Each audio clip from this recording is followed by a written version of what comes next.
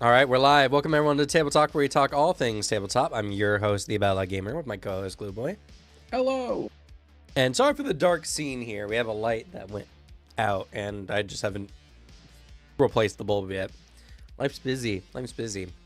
But today we're gonna be talking about the thing that I think pretty much every tabletop enjoyer, enthusiast, really a hard truth we need to accept, which is tabletop's just not like one thing. It's a lot of different things, and I know many of us spend a lot of time trying to create that perfect game, that perfect thing, and you kind of get obsessed about like your theory of what tabletop is. But like, we're getting to a point more and more, especially now, where we just need to accept that there's different genres within tabletop, and we need to like more appreciate what those are. But before we get into that whole chat, a little bit of small talk as we wait for people to hop in and chat here. So Alex, what have you been up to? Yeah, well, I had to. Definitely it took a lot of convincing. I haven't been working on any videos because Subnautica 2 came out. And specifically my fiance is a huge fan of Subnautica. And we've just been playing it. Subnautica 2 is very cool. It's very early access. Yeah. Because it's essentially, I mean, back in the day, I watched Jacksepticeye play Subnautica like as it was in development. It's like one of those earlier builds where it's got like a big ass amount of area. It's got the beginning part of the story, and there's some stuff it needs to iron out, but it is pretty fun. It's got the one thing that makes a lot of survival games for me. Survival game devs, and whatever reason you're watching this, you need to make it so all of your crafting stuff have a big AoE like radius to where it pulls from all your like chests nearby. I cannot stand that, like, oh, I gotta go grab all my shit out of my chest and then bring it to the crafting table. No, it should pull from everything, like at your base. It's so much more convenient. Fucking Enshrouded does this too. It makes which Enshrouded's a great game. It is just if you wanted Valheim to go a bit more in like the combat adventure direction. Uh, but yeah, that's a necessity, I think. And then other than that, I've just been taking it easy because I started watching Mystery Science Theater. Oh, that's fun. Yeah, I posted a while ago. I don't know if you saw this. I posted a picture I found in a Mage of the Ascension rulebook that is just a little monkey with a diver helmet thing. Mm-hmm. And I was like, I love this guy. He's so cool. He's my favorite WoD character now. And then it turns out both that entire art piece, like the woman in it and the monkey, are references to old like 50s sci-fi horror movies that are both like really bad. Yeah. And someone pointed out, hey, there's a Mystery Science Theater episode on this. I'm like, I've never seen it. Like, I've seen so many things inspired by Mystery Science Theater, just with like the concept of a riff track, basically. So I decided to sit down and watch it. They have their own streaming site. Apparently, it's going to be dead by September, so I gotta watch it fast. But yeah, it's very fun, very like 80s and 90s. Yeah. But like, the movie that the little guy's from, it's a very it's very weird and very like high effort for no reason. But yeah, it's been a fun time. Yeah, I love it so much. My mom was a big fan of old movies, and then watching it through that was always just extra funny because they just make fun of the movies the whole time. It's really good. Oh yeah. Like I'm a huge Red Letter Media fan. Like Red Letter Media is, I think, one of the best YouTube channels that is on YouTube with how much effort and like fun it is. Effort. I say like it's not like honestly kind of easy to make their videos. It's just like labor intensive for them in the moment because they have to sit down like literally all day to watch like weird bullshit people send them.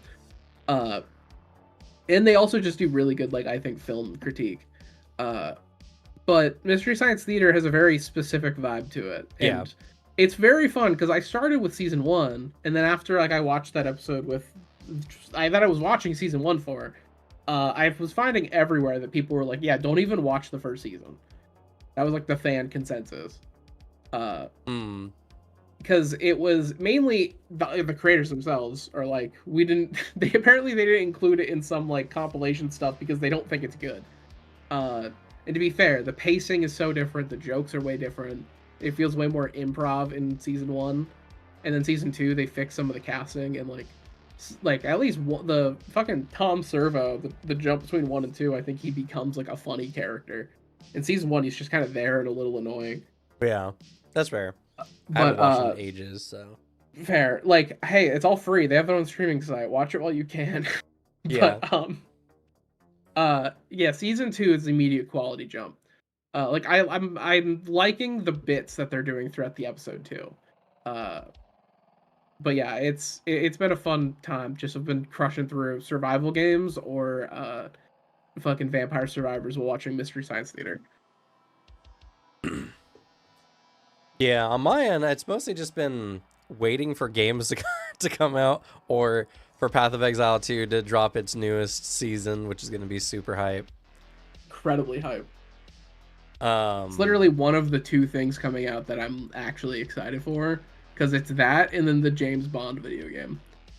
Because yeah, I like IO Interactive and they're making a really interesting like cross between. I like everyone pointing out that the game feels like it's Hitman, but if it had Uncharted levels.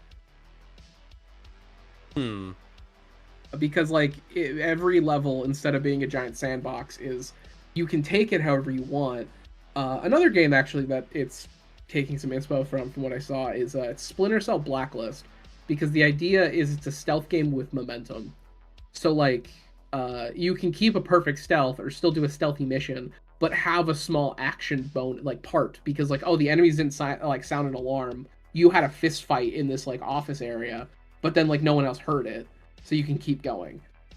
Or like you can eliminate the people who saw you and then keep going on stealth. Or you can go in and when enemies pull guns at you, you're licensed to kill, and the level will like transform, and you're basically now playing a giant action set piece level. hmm. Which that sounds like it's my shit because I love the idea of stealth games, but a lot of times it's just the problem of a stealth game is it's a scum simulator because that's what people are doing to keep your stealth bonus. Right, yeah. But yeah, so like literally in the next week, like a week from today, there's just like a few games I've been looking forward to will be dropping and coming out in the new season of uh Path of Exile 3 will be dropping, which is gonna be super hype. And then I'm waiting until Grand Blue Fantasy their expansion comes out in early July, and that's gonna be so hype. It's such a fun game. It's criminally, I wouldn't say underrated because a lot of people really do like the game, but like not enough people got into Grand Blue Fantasy. It's such a good game because it's effectively just RPG Monster Hunter.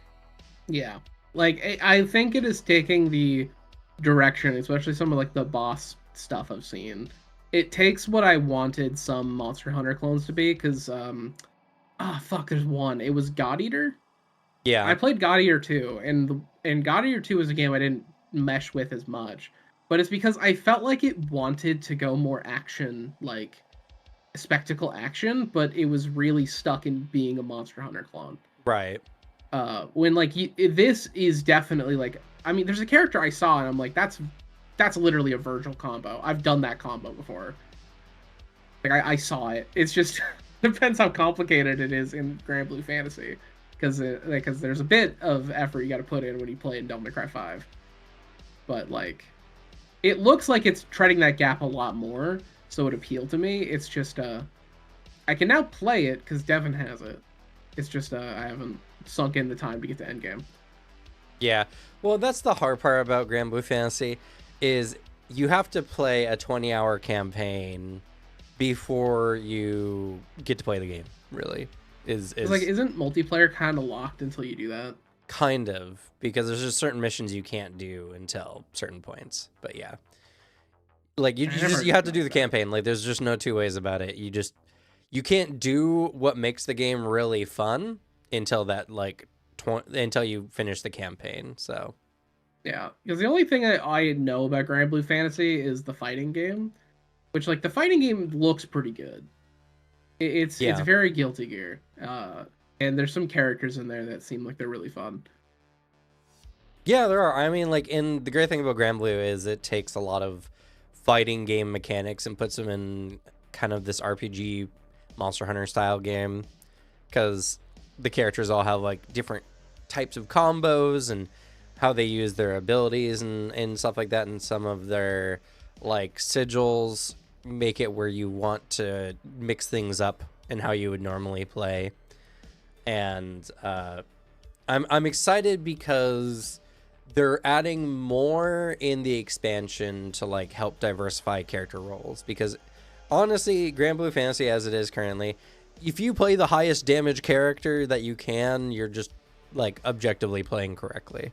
Like, There is a big thing with those kind of games of if you can, sure, you can play a healer, you can play a tank, but if you're able to just not get hit and kill the thing before it becomes a problem, that's the best type of support sometimes. And it yeah. erases the need of supplement classes and archetypes. And to be fair, most of the characters do well and have like pretty decent damage, but like they're adding more need for other roles like healers and tanks and stuff for stuff like. And to be fair, like I main right now a tank guy, but honestly, I do some of the highest damage usually because I don't have to worry about the mechanics most of the time. So it's just straight DPS window for me the entire game, where everyone Yeah. else has to dodge shit and block things, and I'm just sitting there like I can't die. So let Yeah, me just use my combo over and over. which is face tank. Which funnily enough is a fighting game problem because that is Yeah. like a killer for a lot of fighting games with balance and how you need to balance it properly. Like I hold in my hands my absolute favorite fighting game of all time that I talk about constantly, Marvel vs. Capcom 3. Like it is the most fun. It's got like a really interesting meta when it's not playing super meta. But like that game is, you laugh at the idea of balance for that. Because there are characters in that I straight up forget are in the video game that are that bad. Yeah. Fucking, I found out recently Hawkeye is in the video game. Nobody plays Hawkeye. Nobody, because he's not good. Heizen Ko is the joke because she is like actually so useless. It's just like she is the hardest character of you need to spend like 3 bars of meter to equal what another character can do with 1. And that's rough. But then you have a character like Phoenix, who is the best character in that game, bar none, because if you pick her, you get 4 characters because she revives. And she's just, hey, I can do every part of the game. Excellent mobility, excellent range, excellent close-up. Better than every character that hard focuses it. Better flying than Magneto, who is the flying character. Better grappling than like one of the best grappling characters in that game, Hagar, who's a B tier. Shit like that. When you have a character that's, or you have your roles are not defined because some options are just objectively better, Yeah. it makes it a little bit of a weaker experience. So you need to just have good role definition. Yeah, I mean, Grand Blue is pretty good in general, and Bugberry. Yeah, I say Grand Blue Fantasy is really good. Also, I love Monster Hunter Wilds. I really need to go back and do the Gogmazius fight. I really want to do it. We'll hopefully be hearing about the Master Rank expansion here real soon. I'm very excited for that too. But no, like I honestly, Marvel vs. Capcom 3 is the thing you point at if you want to talk about like bad fighting game balancing. The game is great. It's not balanced very good, largely because legally speaking, after like Ultimate, they weren't allowed to patch the game anymore. Because then that's when Marvel started being like all litigious and bought by Disney and shit. Yeah. But yeah, Grand Blue Fantasy is gonna be really good, and I'm excited because they're also adding extra abilities to the characters, and now they have the summon mode, which is gonna be really interesting. And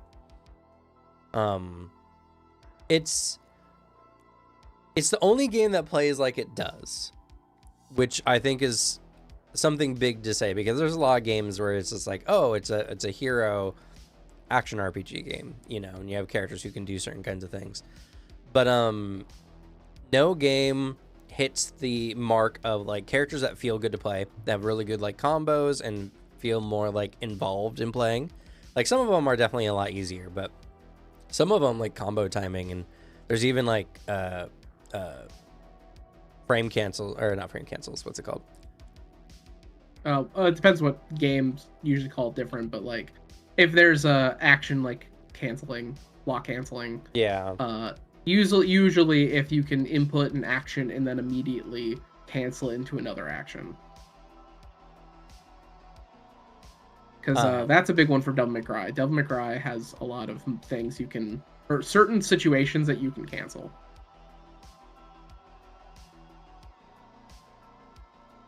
But I'm permanently walking away from Monster Hunter after that. Why walking away from Monster Hunter? Like, what's the reason?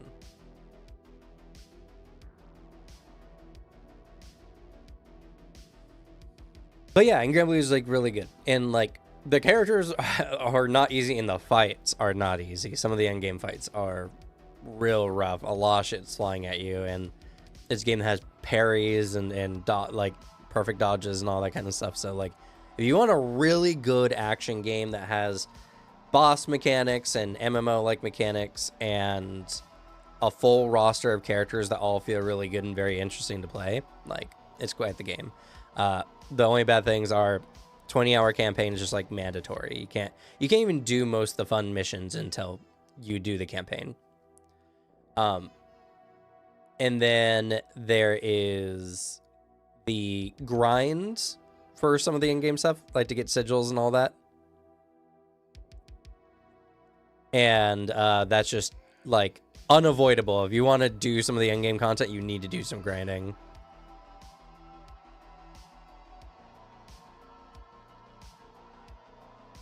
And it's just not the game I fell in love with anymore. I'm just an old grandpa. You know what? That's a perfect segue into our topic for today. Because I think that's a very valid thing. A lot of games end up evolving away from their initial conception. Early Monster Hunter games were a different beast altogether. They were intentionally more encumbersome, because that's the point. Like, I love that we're making this point when this was like a discussion we had a few table talks ago, making like, we talked about this last time. Yeah, last time with Monster Hunter specifically, because like I'm in the camp of, I look at the design principles changing and I'm like, I understand and I think that is a shame. And then I have to also hold the opinion of, yeah, but Monster Hunter Wilds is like the most fun Monster Hunter game I played because it removes all the shit I find super annoying about Monster Hunter. Yeah, and that's okay too, right? It's okay to prefer one or over the other. Like in old Monster Hunter, you had to more consistently get your like materials. Like the whetstones for sharpening your weapon wasn't an automatic thing before. You had to go out and get whetstones, collect them so you could have them to sharpen your weapon.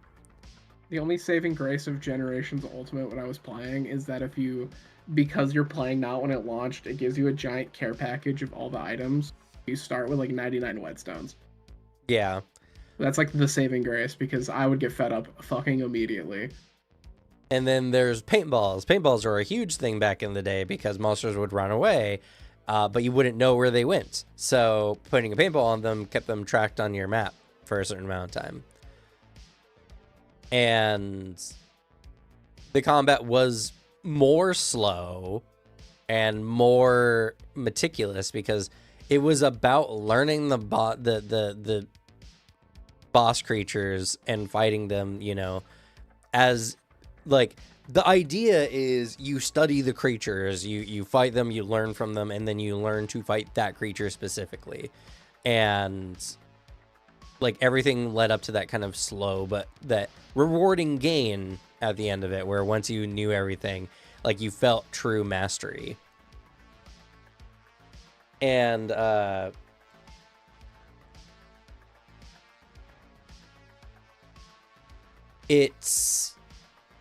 I could accept a lot of changes. I just don't like the secrets trivialize the giant world they made in exploring. I wish fights were longer and monsters were harder to CC chain. I mean, the secrets part, I think, is a bit of a skill issue part. Right. I get it. I get it. It's there, so it's definitely tempting to use. But if you don't want to use it, you don't have to. It's not mandatory in the game. The only bit I can say is like I think Rise has the open areas with a mount that's pretty quick, but exploration feels a lot better. That's also because the movement in Rise just feels good. Like when you get really good at jumping and chaining the bug grabs and shit, movement in that feels fun in exploring because you get like these really fun passive buffs for your hunt. Like it's pretty good. I like exploring in Rise. In Wilds, it is sometimes just like, oh, I hop on the secret, I click up, and then I just kind of sit back and on my phone until I see the monster. Which I don't have an issue with personally, because in my head, I'm like, I don't want to explore the world. I'm trying to kill the big dragon that's over there. I mean, it's kind of one of those things, right, where some people, they're like, okay, I've explored the map. I've done it. Now I just want to go fight the monsters, you know? That is me with Rise, like, or not Rise, Wilds specifically, which is also because there isn't as much interesting things in Rise or Wilds to go explore. Because at most, I'm going around and I know the route to go grab some honey to bump up my mega potions real quick. Like, that's the most exploring I'm actually doing in Wilds.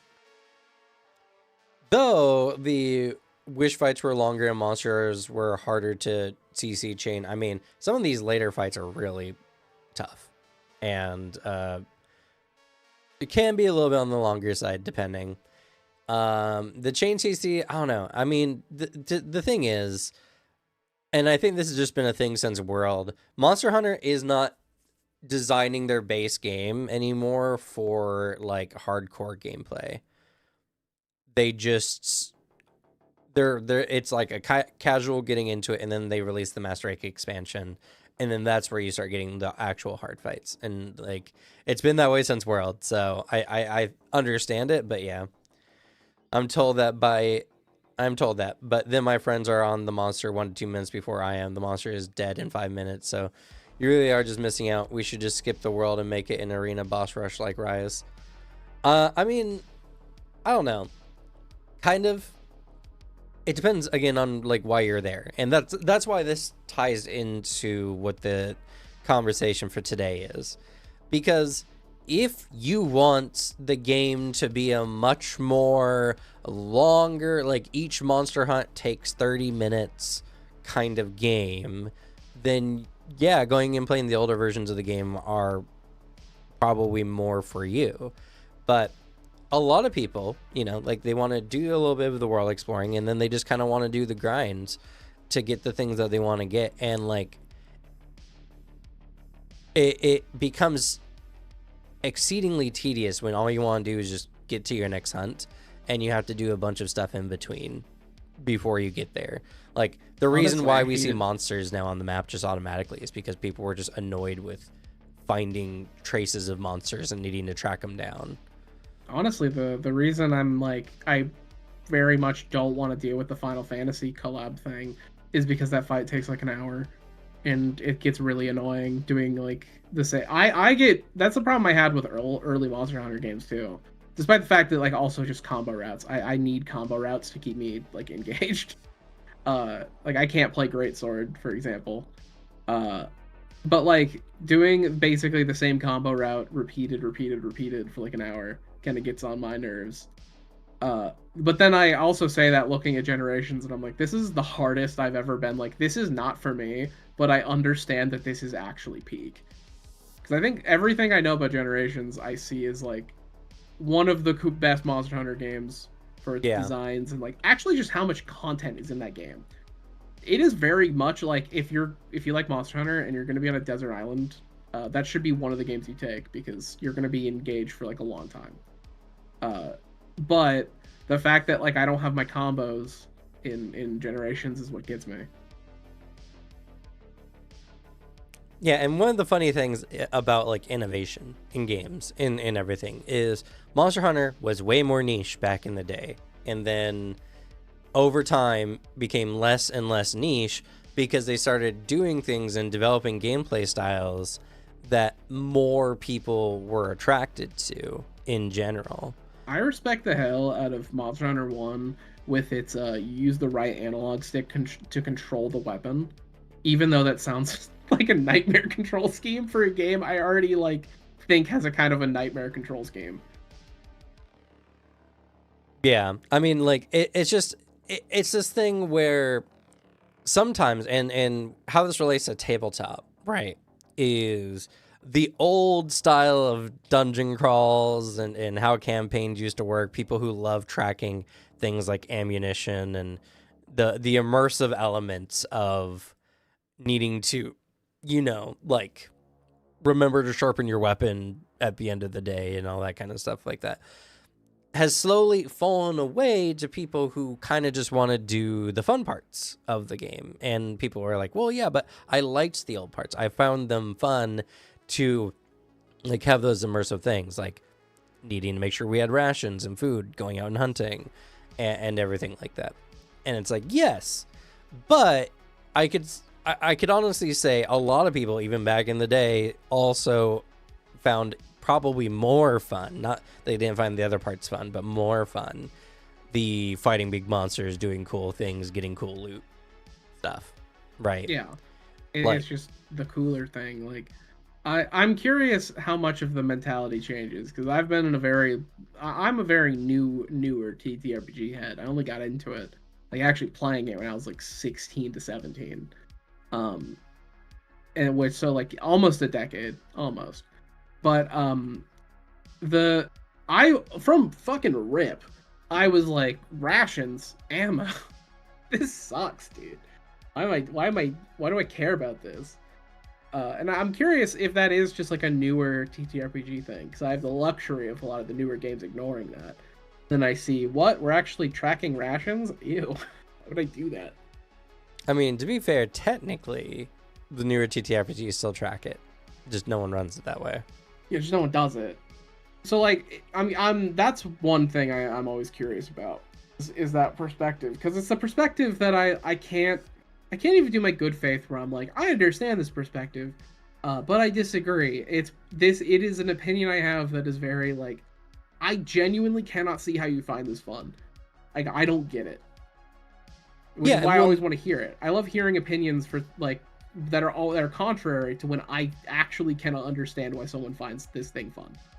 Yeah, well, I understand it because I know where these people are coming from, and the best way to do it is it's all about the imagination, right? It's about the immersive things that you want to be a part of, because unless you're a hardcore survival fan, I'm not talking about like the Valheims or Minecrafts or whatever, but like the Long Dark, the games about surviving in harsh environments where every piece of ammo matters, where you have to struggle to find food.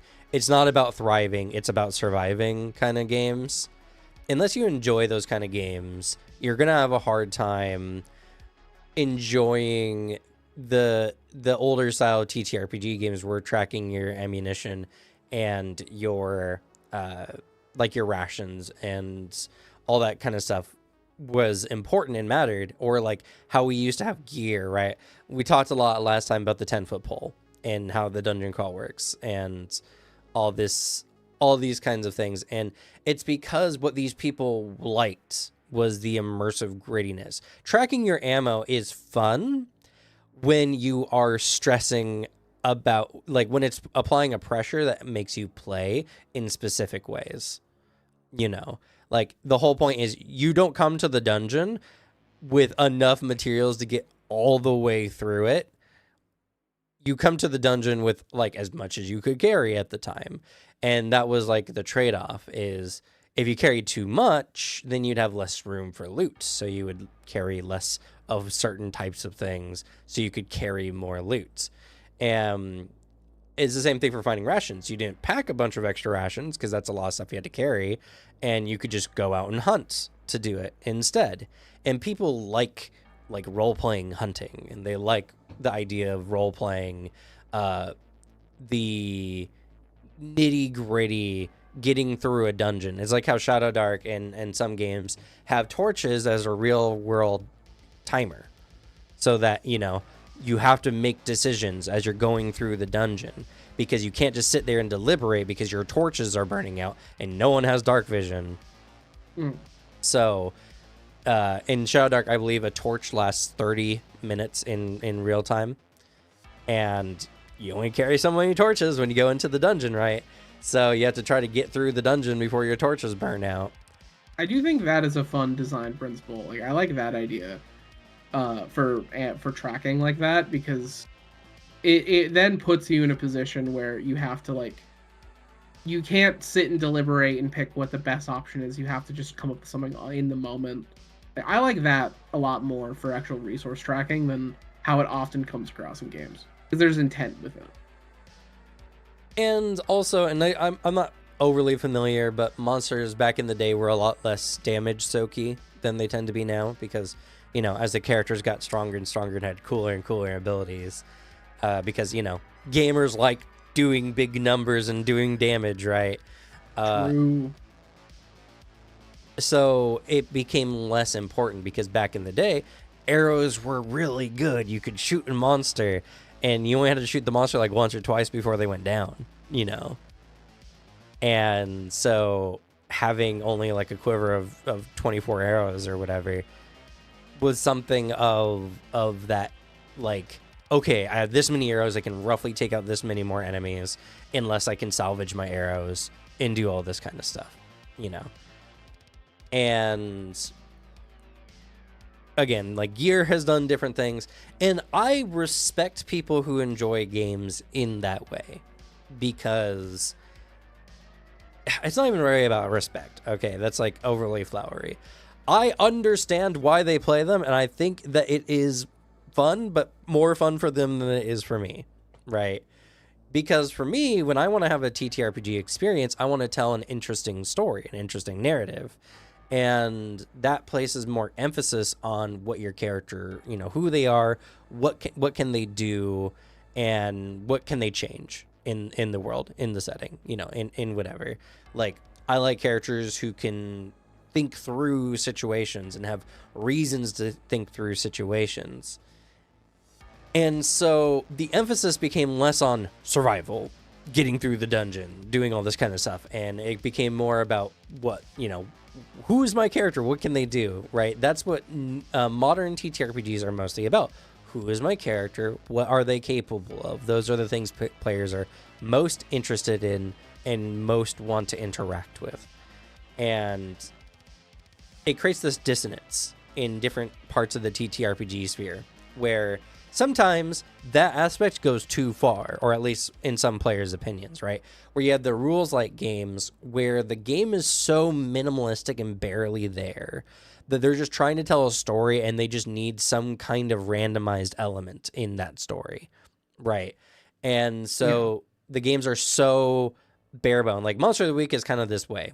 They don't have a lot of, like, they don't really have skill proficiencies. They have their, like, 4 attribute system that can be used for any kind of check, and then you have your character's kits that can alter how some of these change, and some of them add a little bit more mechanics, some really don't. But most of how Monster of the Week is supposed to work is you want to do a thing that is considered difficult by the system, you need to make a check for that. We're going to make that as quick as possible so you can get through it as quickly as possible. Like, the monsters don't fight back. They instead, you take damage when you're fighting them, unless you get like a sufficiently high enough roll in order to avoid damage. So fighting monsters are more like battles of attrition. And that the game doesn't want you fighting monsters as much as finding out their particular gimmicks, their weaknesses, and then using those against them. So there's a higher emphasis on exploration, doing, you know, finding particular things, and they want you to roleplay that part. And so they've removed a lot of the bulk in mechanical depth, just so you can tell the story as much as possible. Yeah. Which sounds good, but some people want to interact with the game. Like, you're here to play a game. Like, telling a story is all well and good, and the main reason why most people play TTRPGs. But how you interact with the game can matter more, because, you know, some people feel like if there's not enough rules, then the game is just giving me something, you know? Like if there's not enough nitty-gritty mechanics in a thing, like let's say in Shadowrun, for instance, then those gaps in between, those things where you just like, oh, you just made a skill check and you succeeded, that seems too easy. You know, like where's your resources? Where's your expenditure? How are you doing, you know, blah blah blah blah blah. So there's a lot of games that have more depth to almost justify every like step forward in a story. And that's also a little too much in some people's opinion as well. So the modern game, and the games that we see most often, are mostly just characters who can mechanically do really interesting things and have qualities about them that make them unique. Whether it's like specific abilities, whether it's backgrounds, whether it's races. That's a huge one. Like a lot of people prefer a particular ancestry to be a little frog person because they like that. They think it's fun and everything like that. But we can see, especially in a lot of these kind of games, the mechanics are mostly focused on like what they can do in combat because they want their characters to feel cool. And in other elements of the game, there's less mechanics. They're usually just left to like a dice roll on a skill check kind of situation. And that makes that particular task quicker, but also less substantial in the story because, you know, the designers don't feel like it's necessary. Lancer is a really big culprit for this because in Lancer, the mechs are the focus. It's a mech game. That's why you play the game. So that your pilot is a very much a nothing sandwich character, you know, or a nothing burger. And they have a few skills, quote unquote. But the designer of the game himself has said, I've designed Lancer so that you can get to the mech battles as quickly as possible. So the character stuff and all the narrative stuff is so bare bones that you can just tell the story and then get right back to fighting with your mechs. Yeah. And that's fine too, right? Recently, I've discovered for myself my most ideal TTRPG system. And I think this is the problem with a lot of people is they don't have their most ideal TTRPG system. So it's this kind of unending task of turning the games I like into that TTRPG that I really wish they were instead. Yeah, because I mean that's the big thing with what how people interact with 5th edition D&D. Yeah. Is just more in reality they're trying to shift D&D to be the best game for their table, which is honestly I can understand it because on a development standpoint for your table, you're going to be slowly altering and changing things to perfectly mesh with it, and it's a little harder to do when you've completely jumped game style and genre and like everything. But unless you can really land what you're wanting, like one of our buddies with D&D has done this.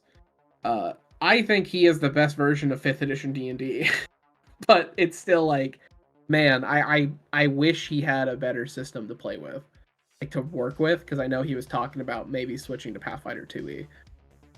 But there's just like that element. You slowly develop this, you slowly build this, and it works for your table, but maybe out there's what you guys are doing with all the homebrew stuff you're doing.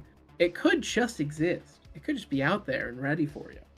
Maybe it's even a different play style, because it's really just what the ideal system is the system that enables your play style the most and what allows everyone at your table to just have the most fun possible. And then, yeah, sometimes that is just 5th edition D&D, as much as we'll shit on that for our many issues with the actual core system and how Wizard of the Coast and Hasbro runs it. But, like, that, there's a strength there. There's a strength to making your perfect game. But more often than not, you're limiting yourself from trying out different experiences. And what I would argue, personally, a big issue with doing that is you gotta... If you play other games, you try different things. You even have systems that don't work for your group. Some that do, some that work with some that just hate it. It gives you a better perspective all around on ways to make sure your table is having the most fun. So you'll always learn lessons from the variety of games you play.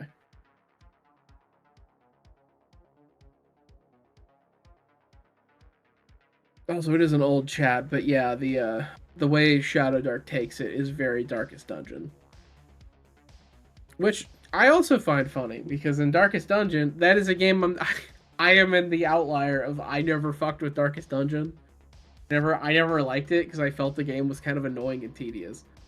Because I have an issue with like the way those kind of games work, where I find a lot of like realism or survival elements. I don't find it hard and engaging. I usually find it really frustrating and tedious. There are certain things that I come across and I'm like, yeah, we all know like this is going to happen. Everyone's going to be doing these certain actions, and actually engage, taking the time to engage and do it, and then you're doing it basically every single time encounter whatever gets annoying. Which is why I've never fucked with realism tabletop games. I find it really obnoxious.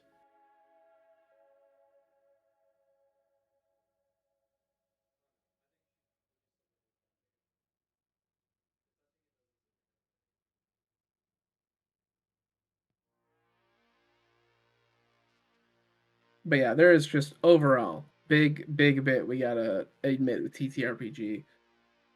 It is it. I like that it's always the constant bit we return to, is the fact that we really just gotta play variety stuff. If we treat a lot of tabletop games like video games where we're okay to experiment, play around, and actually like try new things for a session or two, it's none but positives.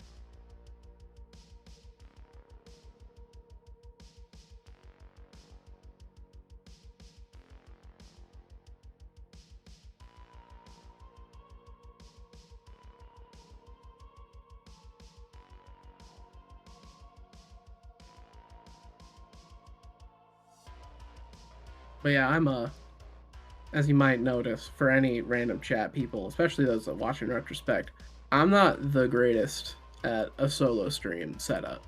That's why I do it very rarely. I'm back. You've been There you saved. Sorry, just Sweet. baby problems. No, I get you. I rambled for a bit, and then I was like, "Fuck."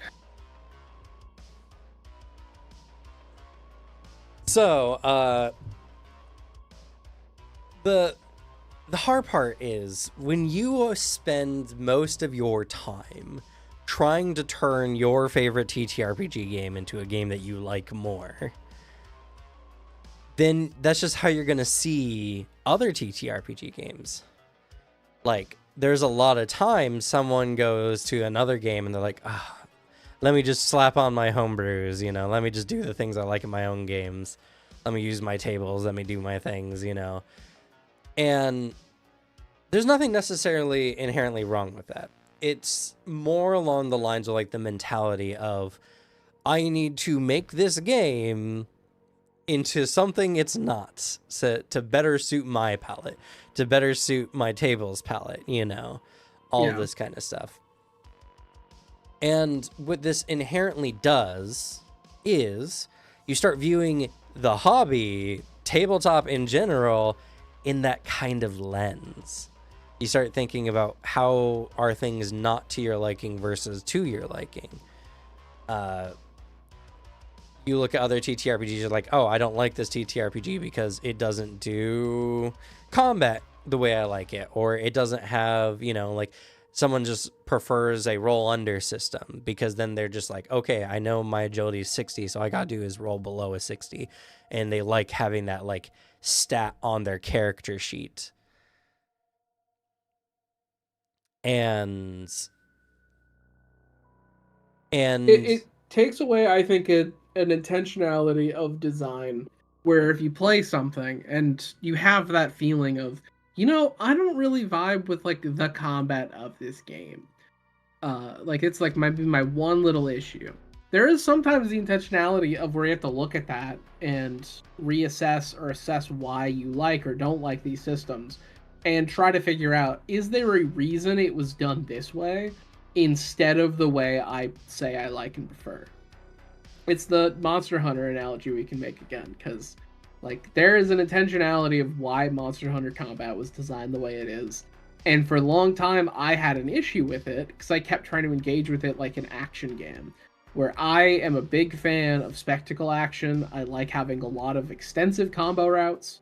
Like, I love playing Dante in Devil May Cry because I love having like 5 to 10 different options in a moment. And I can immediately switch to, keep carrying the momentum. That's what I prefer. And I mean, even another direction is Ninja Gaiden. Like, I didn't ever fuck with Ninja Gaiden that much, but it's a skill issue because the point of the game is it's a very hard action game where you're trying to get to that like carrying the momentum and spectacle action while everything is trying to desperately stop you from doing it. Instead of like in Devil May Cry where, to be honest, a lot of the enemies do just stand around and wait for you to finish your combo. Like that is an element where you have to look at it, think about why does your game do it this way, and maybe you'll find if you assess and try to really dissect why it does this, you might come away with an appreciation for it. Yeah, and that's the thing. I think you can start enjoying games more when you start more genuinely, I guess, engaging with it as it's intended, as it's meant to be played. Because the thing is, right, if you're playing a game and you're just thinking, man, this is not my favorite game, then you're just not going to have as good of a time. And that's just how it is. And there's a lot of people who play TTRPGs who, even when they're playing their favorite game, it's not exactly to their liking. It's not exactly fit to their preference, their exact preference. That their perfect game doesn't like exist quite yet. And so they spend a lot of the time just trying to shift it to match, And TTRPGs are like any other thing. They're like board games, right? You don't play a board game to get another board game's experience. You don't play I don't know. You don't play Risk trying to get the Scythe experience. They're just not the same kind of game, even though they have similar-ish elements, kind of, roughly speaking. And it's just like a failing battle if you're going to engage with a lot of things in the way of you're engaging with a piece of art as a plug and play. As, well, if I don't like this thing, I can just take it out and put something else in it. It takes away the actual thought behind why a thing is done in a certain way, and you're not going to engage with it as legitimately, or maybe not legitimately, but as like, you're not going to sit down and really play it and take it for what it is and try to analyze how you feel about it if you're treating everything as a very disposable toy in the moment. Right. Because like you sometimes you got to work with it and realize, okay, there's these parts I just haven't considered. Or you might just find out something new about like your taste. It also, there is an answer where it's completely fine if you walk away from something just being like, I don't fuck with it. That's not for me. Yeah. We had so many people maybe like a handful of people in our audience talk up fucking Shadowrun. I think Shadowrun's lore is really interesting. I also bring it up. It was brought up in my comment section asking if I'd ever cover it. And the answer for me is I don't fuck with Shadowrun's rules. I find the rules really annoying. And like I don't have fun playing it. So it's really hard for me to care. even though I find the lore fun. But like, I can walk away from Shadowrun being like, yeah, all the things you guys talked about is here. I just don't like it. Yeah, and like that's the thing, right? Is these games are designed for specific styles and using specific kinds of mechanics. Shadowrun is a game if you love your spreadsheets, you want your RPG experience to feel very like nitty-gritty, every point matters, and that level of depth, that level of rule crunch feels super satisfying to people who can appreciate how every point fits into a character sheet. Yeah, like which sucks for me because I at least before playing it, I thought I enjoyed that. The difference is for me, I prefer that when it's handled in a video game because it takes away some of the lifting, it takes away some of the math. Like the Shadowrun CRPGs look way more interesting to play than the actual tabletop game.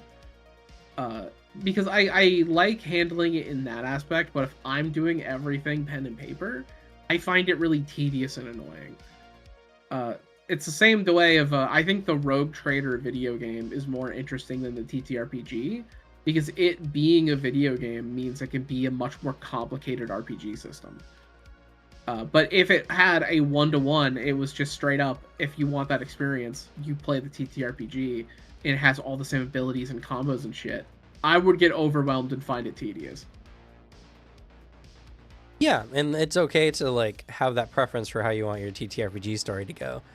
And that doesn't make that mechanic objectively bad, but people talk exactly. that way. Right. I would love it if people could actually like have the option to play the TTRPG the way the video game does. I imagine there might have been people out there who wanted to do it and then are disappointed that it doesn't feel the exact same way. Yeah, well, the TTRPG came first, so Yeah, like I mean the newer fans, like the younger TTRPG fans, and then they go and play it and they're like, this game is way simpler. Or maybe that's a plus. Who knows? I mean, We're gonna have this again with a Dark Heresy game. Yeah, and it's also just about like what you like engaging with in your TTRPG, right? Because as I said, I am not much of a rules light person because I enjoy engaging with a TTRPG as an RPG game. I love RPG games. I love, picking abilities and having my choices matter in my builds and making something interesting. It's probably one of the reasons why I love Path of Exile, right? Is I love going through, making a whole build, seeing how it works and all that kind of stuff. And like, don't get me wrong, I love the story. I love telling the narrative stuff, aspects to it. And for me, most ideally, I would prefer a TTRPG that perfectly and harmoniously mixes the narrative elements with the mechanical elements, where how you tell the story matters for how mechanically you interact with the system. And then I found Legend in the Mist, and now my life is ruined because I found my perfect game. Not quite ruined, but more along the lines of, actually, I feel more enlightened now more than anything, because I found exactly what I was looking for. And sure, Legend in the Mist is still not 100% perfect. There are still some little flaws in it, but it engages with the aspects of TTRPGs that I have always enjoyed the most. I'm a smart person. I'm a thinky person.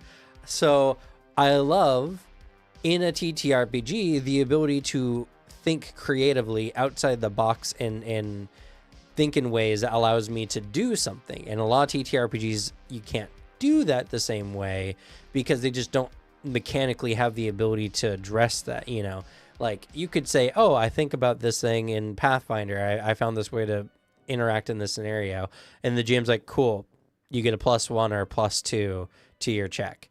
And it's like, awesome. My really good idea gave me a +5 to 10% extra chance of doing the thing I wanted it to do. Yeah. And conversely, in some other rules like games, yeah, you can do that. Is like, oh, okay, so, I thought of a cool idea and I implemented it, but I just get an auto success for it, or just like that's not really what the system's about. So yeah, we just went ahead with that. And I mean, that was a lot of my experience with Monster of the Week. I did some insane stuff in Monster of the Week. I had just this funny guy who just always had a weird plan for everything. And I just got to do it. And it was fun, but not very satisfying at the end of the day, because I just, whether I had a really good idea or whether I just hit the monster really hard, were mechanically not too different in the game. So, Yeah.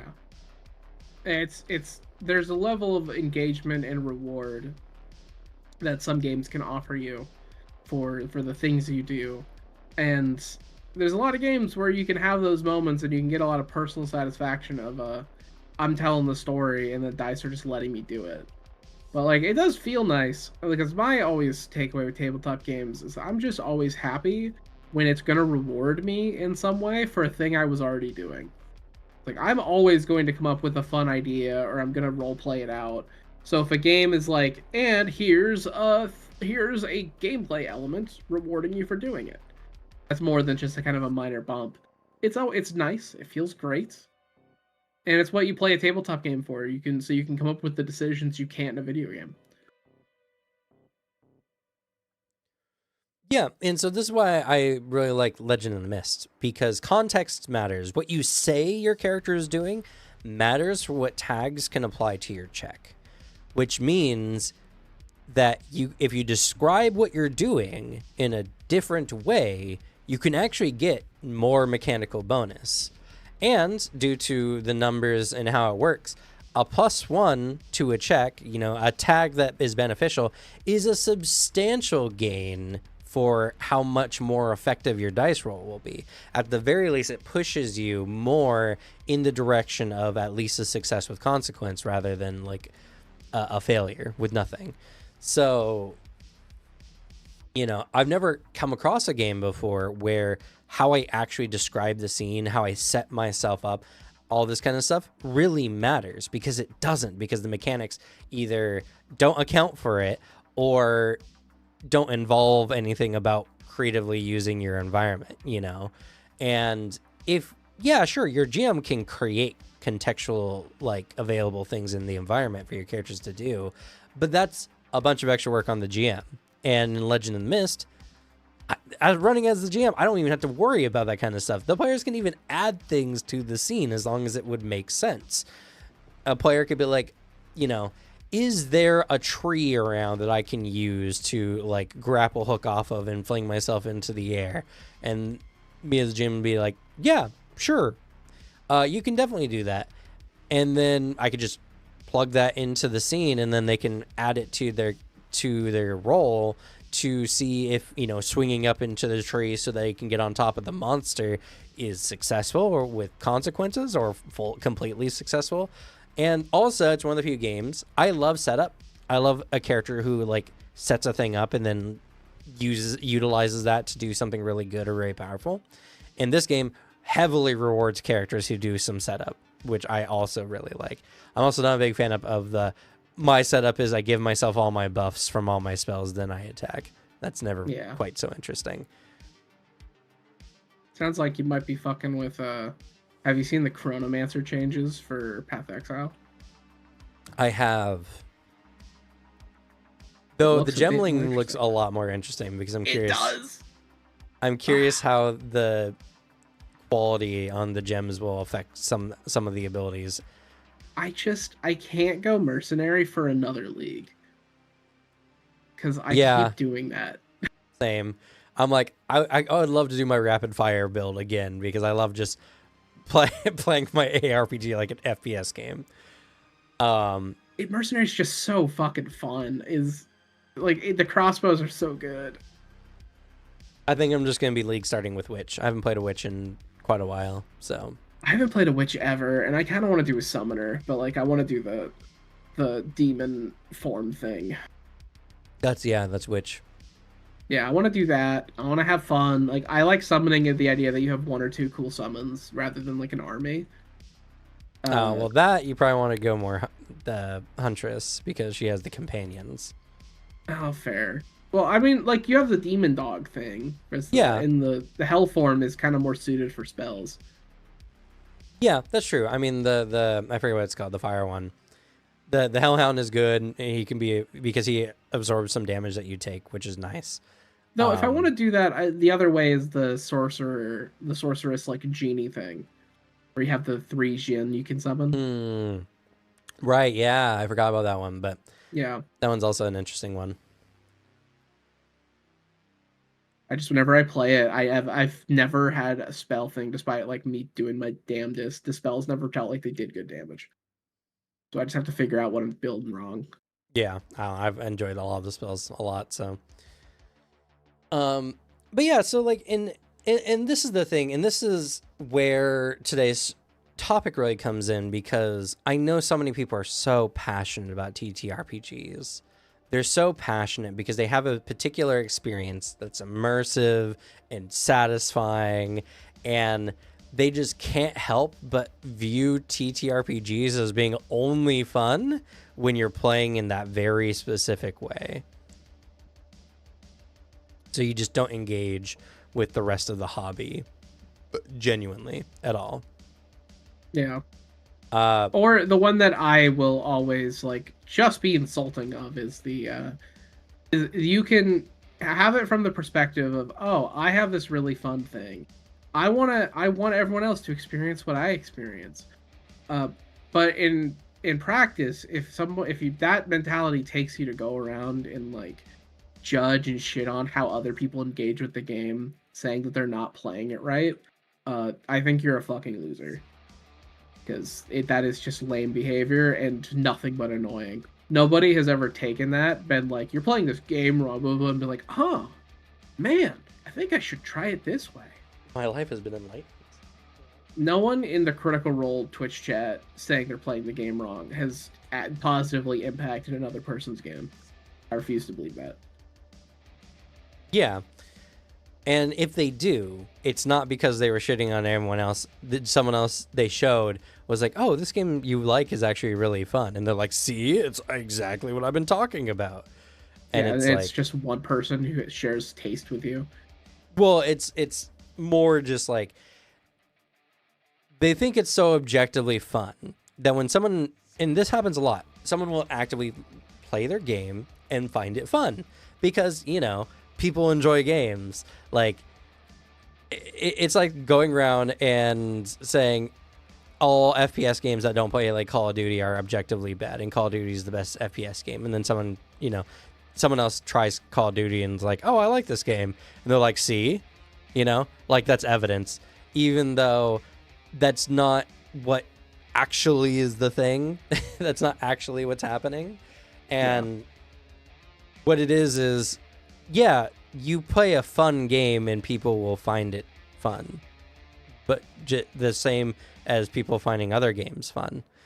It's not about an objectively correct way, even though you're like, oh, but it's all about the immersion. I want to go through and think through the dungeon or whatever. And it's just like, yeah, but also you have a stack of character sheets where you just change the first letter of the character's name because you like the fact that your character is just a guy and can die at any time.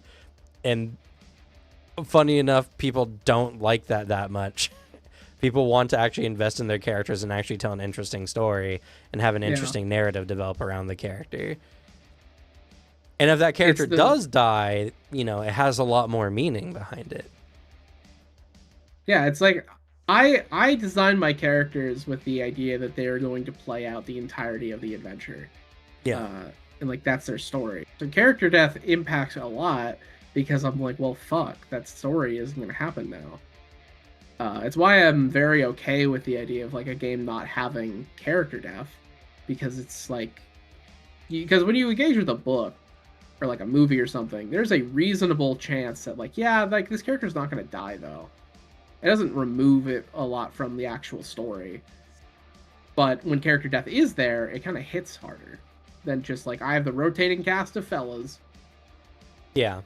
It's why I'm not a fan of the rules light tendency to just be like, Hey, guess what? Your character is high level. Your reward, you can play a different character. Yeah, you get to I don't like retire. that.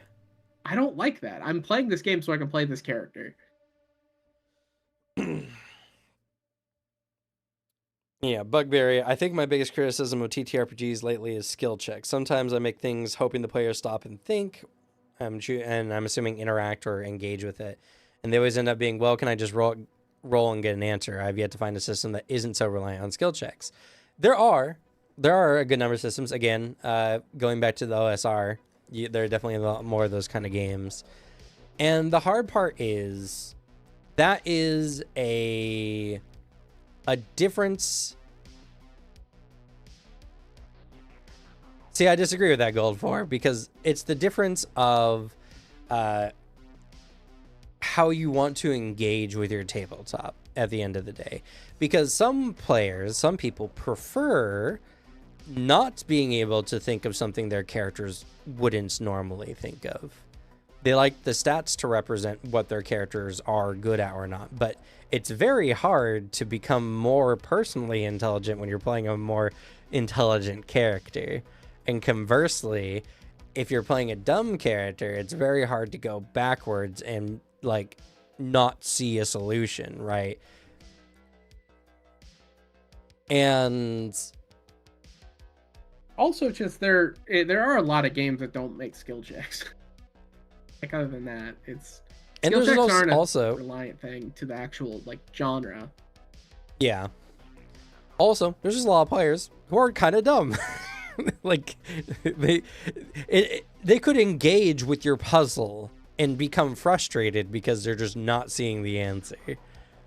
And that's something that we just have to allow to exist, the fact that people can think on different levels and not be able to fully engage, especially when it's a game of imagination, because some people really need visual cues in order to like actually engage with something. And that's tedious as a GM to need to like, okay, well, let me draw the puzzle so that you can properly engage with it, you know. And Essentially anything designed with like imagination is there's a lot of like those trappings, because also it's just everyone has different, like, not even just levels of thinking, because that's an aspect too. And yeah, we get what you mean when it comes to skill checks and rolling, because these are actually topics we've talked about on this like show before, where there's a lot of issues that come up because your game is implemented it in this way. yeah, A big thing too is it's however the players might be approaching something with different levels of like knowledge, or just, we're all nerds here. I think a lot of us are just like, we have a bunch of weird interests in like first-hand knowledge. My favorite Brennan Lee Mulligan quote from something is, I don't know a lot of things, I just know one thing about a lot of subjects. And like, I think that applies to a lot of us. The best example I could think of like, because sometimes you have those creative solutions and the GM it also doesn't know what you're talking about. Because I've had this happen in multiple games, of solving some form of puzzle or gaining information from, here's a little fun geology fact for you guys, the hardness scale. The hardness scale operates off of if you can scratch a mineral with your fingernail. Gold is really low on the hardness scale because you can really easily scratch it with your fingernail, and diamond is really hard because you can't. I've had like a handful of moments in other TTRPGs where I brought this up. I was taught this in like high school, and I've had the reaction be, "What? Why are you scratching a rock?" Like, well, no, it's like the hardness scale. It gives you some information, because everyone has different levels of like what is something you learned and you think is kind of universal. I think we've all had that thing of we have a fun fact and everyone's like, "What? What the fuck are you talking about?" It comes up. Largely, honestly, if you play a game, the one we're talking about often, if you want to try something without skill checks, I mean, Legend of the Mist, like, try that game out, see if it hits your group a little better, because it literally has a lack of skill checks in that. well, kind of. Just... There are skill checks, but they're not like... It requires context. Your character needs to do a thing, and then you apply the relative tags on your character sheet. I think to it the is check. harder in a game like that to do the hey GM, can I roll an intelligence to know what I should be looking at? It is. Yeah, you're right. Like I Yeah, said, I think it helps with that specific problem you're having. and I would agree, because it, again, it requires it. You can't just be like, hey, can I just think of a solution? Now, you can have a lot of tags. Maybe you make a character who has a lot of tags based on thinking about things, but they might not apply depending on the scenario. You know, remembering a history, prompt from the game in some form or fashion. You can't just, like, maybe you have keen mind as a tag, right? But unless you have a bunch of other tags related to history specifically, or maybe you have like academic or something like that, like, you're not going to get a very big check, and you're not going to succeed, or you're going to succeed with consequences, which might just mean that you don't remember a lot about whatever it is, but it's a good one. It's a good one for that. Again, that's why I enjoy it, because you can't just be a smart wizard in the game. You need to actually have tags related to different fields of knowledge if you want to actually be mechanically smart in different things, which, I find more satisfying, because it's kind of lame when a character is just like omniversal smart when it comes to like everything. So, and Arcanist, we're talking about the hard truth is that your favorite way, the way you play TTRPGs, is not objectively the best way to play TTRPGs.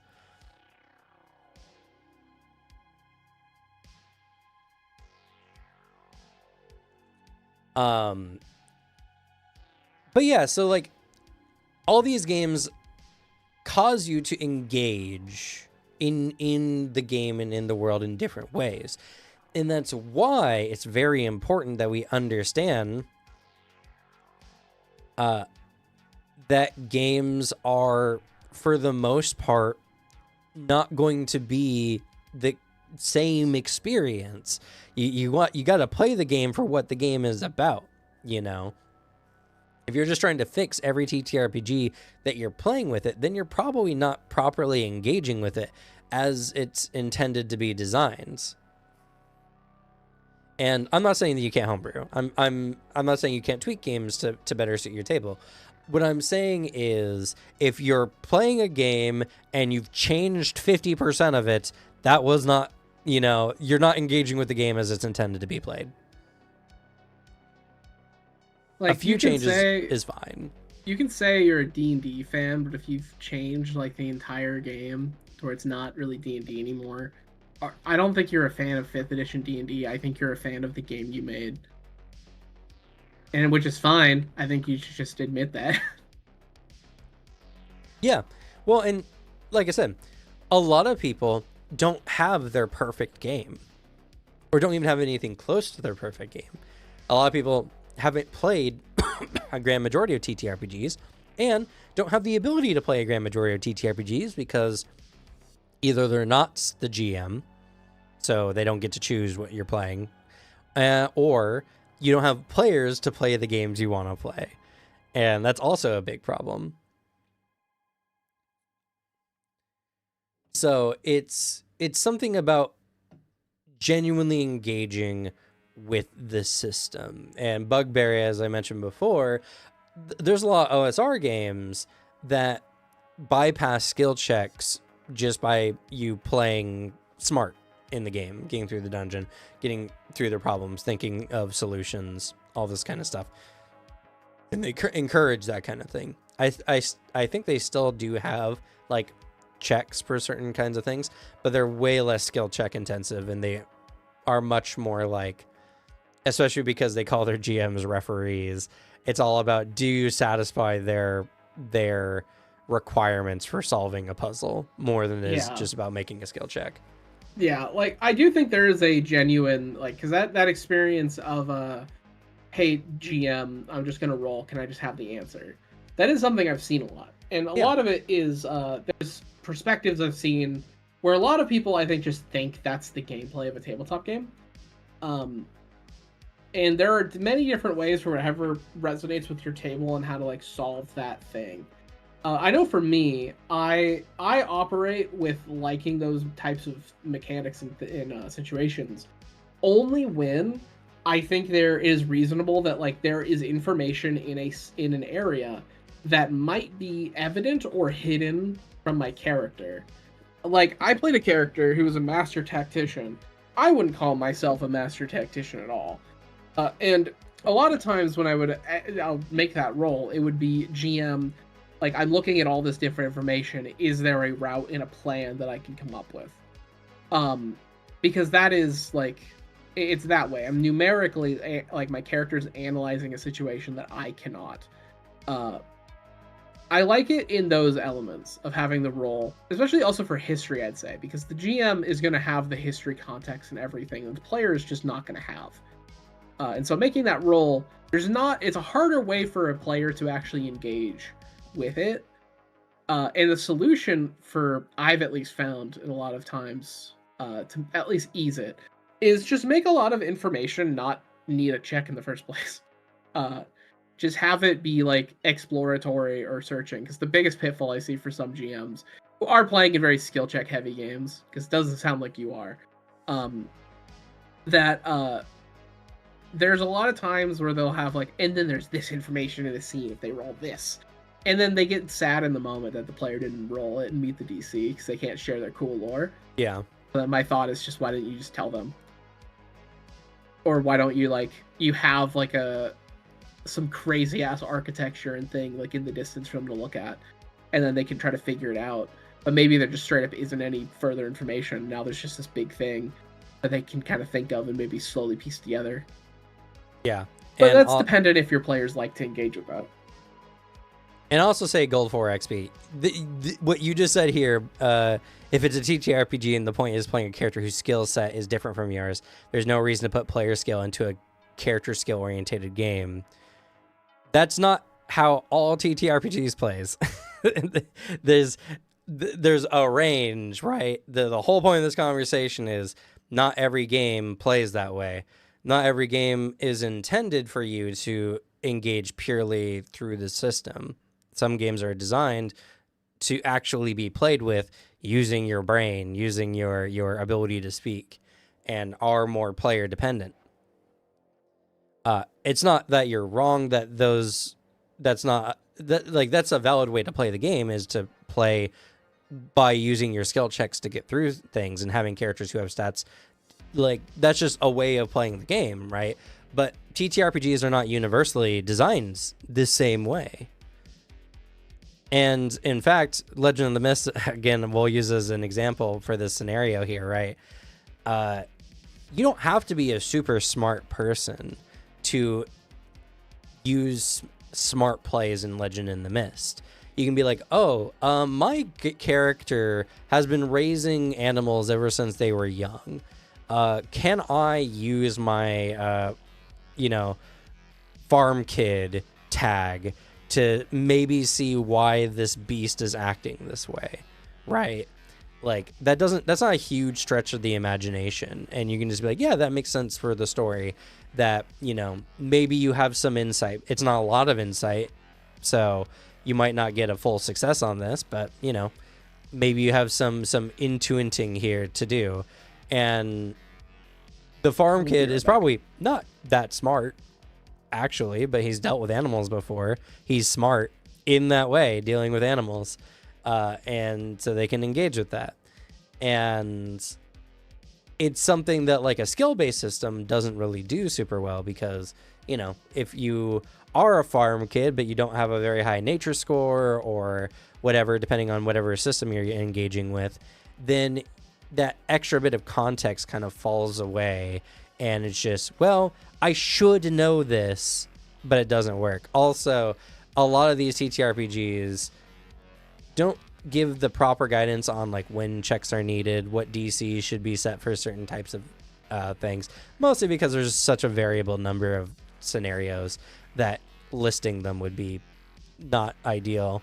And so even unintentionally, GMs can set up a scenario that is kind of just inorganically or plays against like what the characters are and what they should be capable of.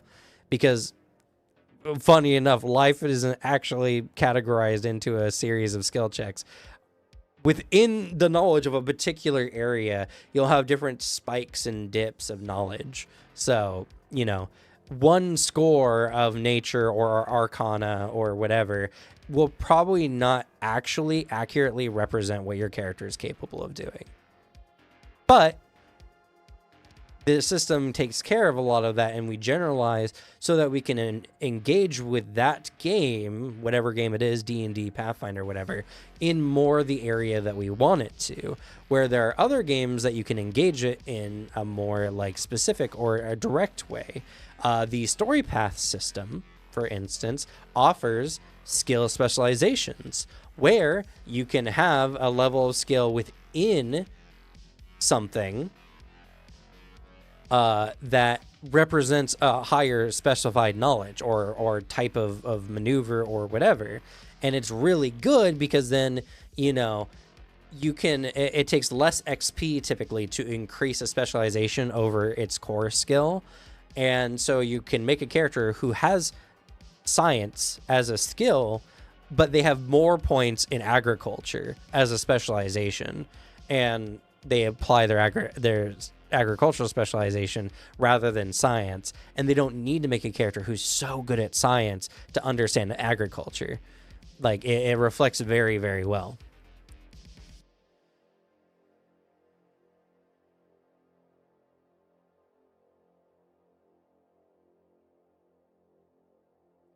That's a great example of what I'm trying to say. If a player said, I have these skills and tools, can I do this? This is a great, as opposed to GM, I roll nature, what can I do?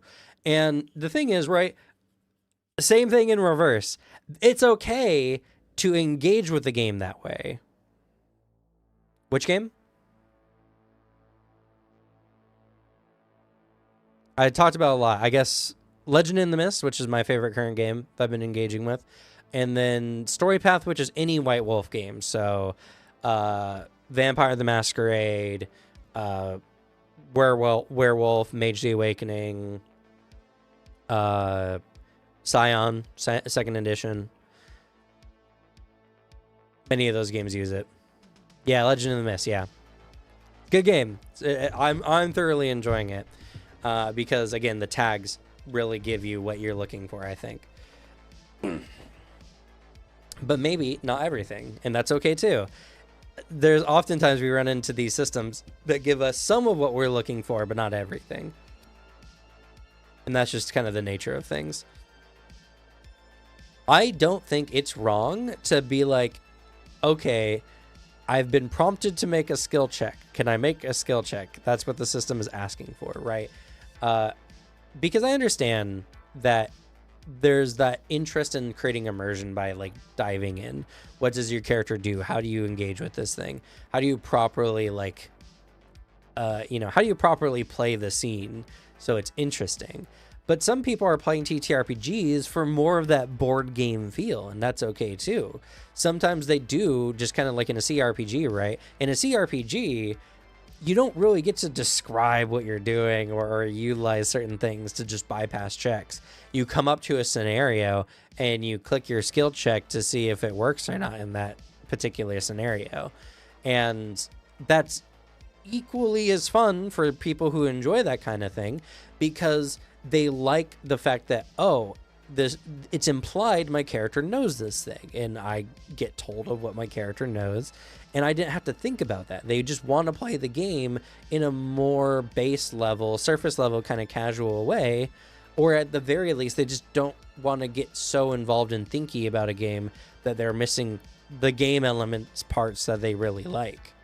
So one of the reasons why modern TTRPGs have developed the way they have is because people like the game aspects. Like it's crazy, right? D&D has created so many RPG games in the world, all over the world, right?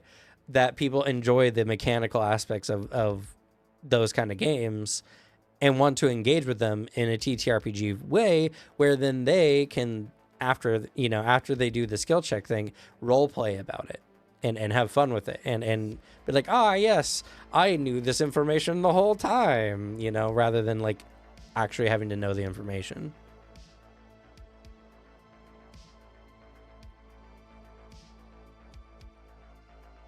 Especially because for some people, especially when it comes to like puzzle solving, is a huge one, right? A person is playing a very smart character and they come up to a puzzle. And the GM's like, oh, I want them to do this puzzle. I want to put puzzle solving in my TTRPG. Isn't that fun? Isn't that engaging? Isn't that immersive? But the story the person is trying to play, they're playing a character who's so smart they could solve this puzzle in like 2 minutes, right? So it's almost more proper for them to just make the skill check to do so than do it themselves, because their character is smarter than they are. And it's more impressive when it's said that the character solves it in like just a couple minutes rather than like actually engaging with the puzzle. Not to say that doing puzzles in TTRPGs is bad. Like, none of what I'm saying, like in preference or whatever, is a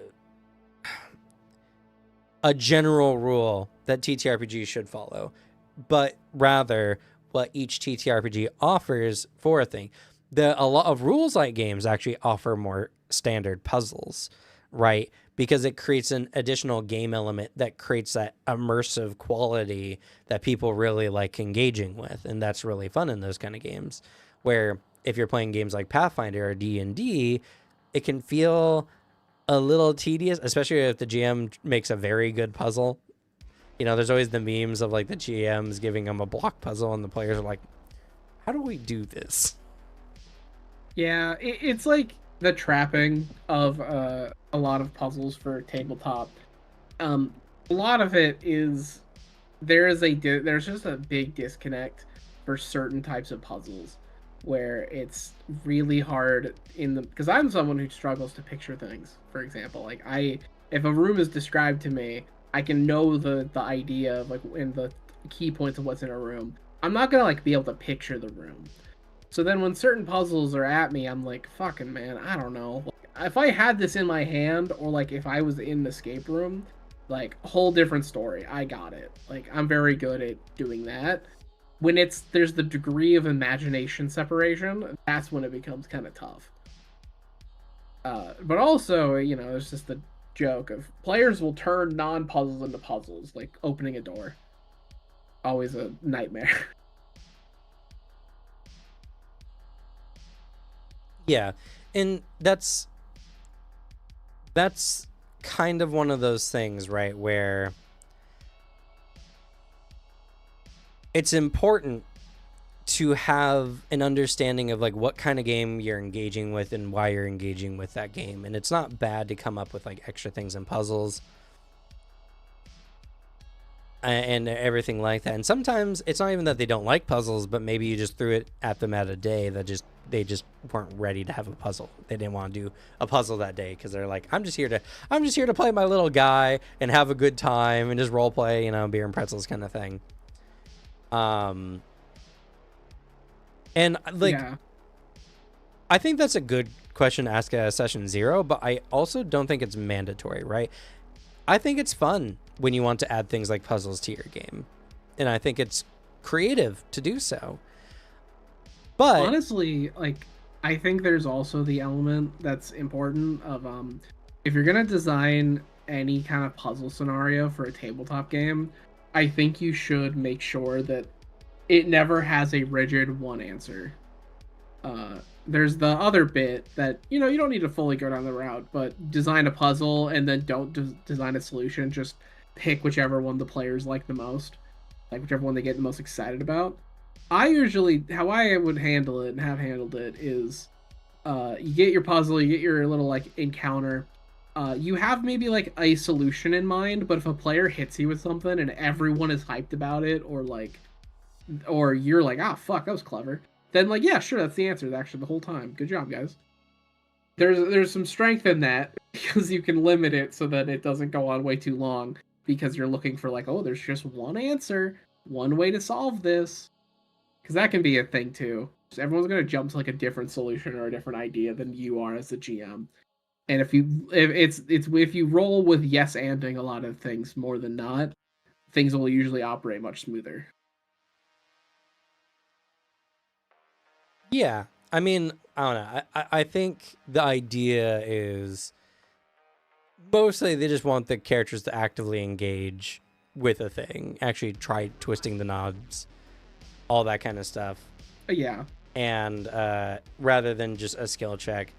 And like that's completely fine as well. It's just about, again, we have to engage with these games for what they are, not what we want them to be. There's a lot of TTRPGs out there that do very different things, that mechanically play very differently. You're not going to be able to go from system to system and have the same kind of experience because other games work in different ways, and it's okay to dislike a game or to like a game more if they engage with them in these ways, because at the end of the day it's the same thing as playing video games. There's going to be video games you like and video games you don't like. Some games are going to do something interesting for a particular genre of style that you want to do, and other games are not going to do that thing because they have an emphasis in a different area. A great example for this recently was Crimson Desert. Like, a lot of people played it, really fun game, and I played Crimson Desert. I really enjoyed my experience through it. But Moist Critical, Charlie, played the game, and he's like, why am I sweeping this person's chimney, at the beginning of the game? Like, why am I just doing all these kind of small missions? And it's just like, because it's a like world RPG game, the silly little missions you do at the beginning, getting popular. That's a pretty staple in RPG games kind of thing. And it's fun and unique because in Crimson Desert, climbing is a big deal, and the fact that you can interact with a broom in that way is unique to like, you can't really use a broom the same way even in games like Skyrim, right? So Yeah. it's the point. If you just wanted the game to be like more actiony, then it's just not the game for you, and Yeah, that's like fine. eventually it becomes that. Like it's a nice Sure. tutorialization of here's a bunch of the weird little things that you're going to be doing in the game. Because like Crimson Desert is a game where I like objectively, I think it is a fun time. In my own personal scale, if I was a reviewer, I'd get shit on because I would put it at a 7 out of 10, which 7 for me is like yeah, I liked it, I had fun, I don't regret it, I'd play it more. I'm not walking away from Crimson Desert being like, holy shit, this is God's gift to gaming, this is fantastic. I'm walking away from it being like, I didn't waste a lot of my time playing this, and I'm not going to in the future, and I'll keep playing it. And shouts out to the devs for updating it so much and so fast. Yeah. I think that's a major kudos. I like developing a single player game like an MMO with its updates. But like that's also a perspective you can take away. I've always hated the idea of, which I think the internet really tries to hit, is either something you have to love it or you have to hate it. You cannot have like a middle opinion of like, yeah, it's all right, it's fun. Yeah. Like you can't have that take, because people will get pissed at you. When like, yeah, I walk away from Crimson Desert liking it. I think it's fine. I think it's fun. I will play it more. My biggest issue is I think I need to upgrade my PC a little bit because it doesn't run the greatest. And I think the game, it looks amazing. I just want it to see it as amazing as it is. There's a lot of games like that. There's some TTRPGs I walk away from like that, where I'm just like, yeah, it was fine. Yeah, I felt that way about Mutants Masterminds. Like, yeah, I think the game's fine. I think it'd be if I was going to play, if we were going to play it again, I would, depending on what the other options were, I wouldn't say no. And like, but the game has little things that I think get in its way. I think sometimes it's a little too complicated for its own good. There's some bits that are just really complex for, I think, not a great reason. But it's fun. I understand why everyone likes it so much. Yeah, I mean, it's just a game, right, that allows you to really tweak your character's superpowers the way you want. And I think it is doing the superpower stuff better than the one Marvel game I saw, which I was really disappointed by when I was reading through it, because I saw it and I was like, so you can only cosplay existing Marvel characters. You can't like make your own. Because right. Every power, every like system it had was purely like, okay, so this is what you pick if you want to be Spider-Man. This is what you pick if you want to be Wolverine. And there was like nothing separate from you making your own character. Like, that's an issue. And then Mutants and Mastermind solves this by giving you the ability to make your own superhero, which is awesome. But then, like, man, it is so complicated. It takes so long to actually create a character. Yeah, but you know, that's what some people like about it, right? Is Yeah, you can go into such detail and you can mess with it and you can do all kinds of really interesting things. I think the And only games I walked away from being like, God, I super disagree, was like first edition Starfinder and Shadowrun. I walked away from being like, man, this is not for me. I don't fuck with this. yeah, well, you know, first edition Starfinder was just Pathfinder first edition, you know. Which I just don't like a lot of how first edition does it. Yeah, and there's a Which lot is of a me people who thing. still really do because again, there's that fun in the finding the right feat tree to go down and making a character who can actually like they have fun trying to do things in those games are actually impactful by finding the right options to do things, you know. Yeah. And that's fine too, you know. It's like it's a lot more of that hardcore kind of number crunchy style of game, and like I think second edition did perfectly at having a more modern, more accessible kind of experience that still has that grit and weight to it that makes it feel good. Yeah, it does a really good job, I think, at when you walk away from reading some shit from Pathfinder 2e, you can walk away from it with a character concept. I think that is a real strength of a system, even a system that's flawed, is if you can walk away from it with character ideas in mind because you want to engage with like a thing you just read. Pathfinder is pretty good at that, like at flagging like, hey, here's an ability that you can basically make a character around. It's like, fuck, okay, let's do this. And I also shout that out to Meets and Masterminds, the same thing. I also would say that for Shadowrun, because I think the systems in Shadowrun of like playing a Decker character, going down magic, going down hacking, and like even physical, I think there is systems in that in a similar way to Anima, where I look at it and I'm like, I could see myself wanting to engage with this thing. What can I do with it? Which is a strength, and which is then a failing of that one Marvel system I saw. Because then when you're looking at it, you're walking away from it being like, I guess I can make Spider-Man. Like, I don't know. I all I could do is cosplay a character that exists. I imagine kids would like it, but like I wouldn't fuck with it that much. Yeah, and this is all to say as well. This is not to excuse games or that games shouldn't have criticism just because they play in a different way. There's definitely things like D&D 5e. A lot of people like that game, and I think there's still a lot of very, very deserving criticisms of that game. And it's just about finding that middle ground, that happy, like harmonious position of like, I can appreciate for this game for what it is and what it's trying to do, and then engaging with how well does it do those things, right?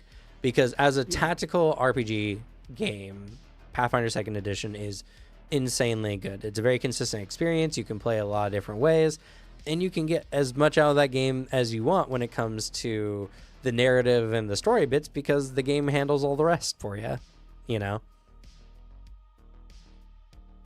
But compare that to D&D, where characters are not balanced, classes and certain builds are just super more powerful than others. I don't think the lack of balance and some classes being kind of left in the dust in D&D are good game design and are an intent of the system. So I think we can properly say this is kind of bad. Yeah, I say it because I think that when you have the creators of the game on record talking about how like they feel scared to add new things to D&D because no one likes the new things they add, because every time I see it, it's that they have a really flawed thing they just introduced, like that doesn't fit into the game they made. That's not a good sign. I feel like you should have, you know, a game system that can prop up and support when you add new things to it. Like that's where I would say a game's kind of failing. Yeah. So, I think tying back into the title of today's stream, this hard truth, right? TTRPGs are a special kind of experience. I think that there's a universal description where it's a game that you can engage with your imagination, and you get to tell the story, and it's not too rigid so you can't do the things or you can't do certain kinds of things. But then after that, it kind of just branches and it becomes different things. If you want to play it more like a board game, you can do that. And I would say that there's a point where maybe it does become too much of a board game. But there's a lot of people who really like the board gamey aspects of games like Pathfinder, D&D, but then they like those moments in between being filled with the fun fluff of what their characters are doing, Yeah. I'm like that many times. I enjoy the idea of, oh, I get the fun of a board game and I get to use that to tell a story with my friends. Hell yeah. There are other times where I want it to feel like I'm playing the character more, but it's like we've talked about too. It's the I like Love and Legend of the Mist. Like down the line, we still have a Pathfinder campaign I'd love to do because they have such a fun character concept, and I think playing it with Pathfinder combat sounds so sick as hell. Yeah. But also, I'm gonna be satisfied when the Pathfinder CRPG comes out, and I can just play it on like a video game because I think the battle system is very fun. I agree. And just suited for a video game because I mean that's what our interviews with devs talked about. It was designed by programmers. Yeah, and that's the thing, right? Is you can enjoy other games like flavors, Sometimes you want some savory, sometimes you want some spicy, sometimes you want some sweet. Like, I love Legend of the Mist because it does what I wanted in other TTRPGs better than anything else, It properly intermixes mechanics with narrative context. And it matters. It matters what you do. It matters how you describe things. And not in an annoying way. There's no right way to approach a situation necessarily. Especially if you have a good GM who's willing to allow you to kind of like have that wiggle room of like earlier example, right? Farm kid into knowing whether that bug, like what's going on with that bugbear. What's the vibe of the bugbear? Like you didn't raise no bugbears on that farm. You didn't raise no predators on that farm. But, it's fun to be like, but I've been around animals, so I might know something. It's like, yeah, sure. I can get behind that a little bit. And, as long as we're not applying a bunch of tags that seem erroneous, I think that works. Yeah.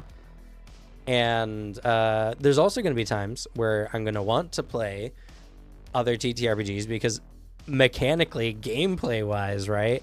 Like, I'm going to want to play those games. Like, here's, I think, my cold hard truth, right? I'm not going to be engaging with other TTRPGs more for their gameplay elements than the narrative elements I can tell in those games. Not that I am going to shirk the narrative on those games whenever I run them or playing them or whatever, but I'm not going to be playing Pathfinder anymore like I'm trying to make the character more than what the system is allowing me to do.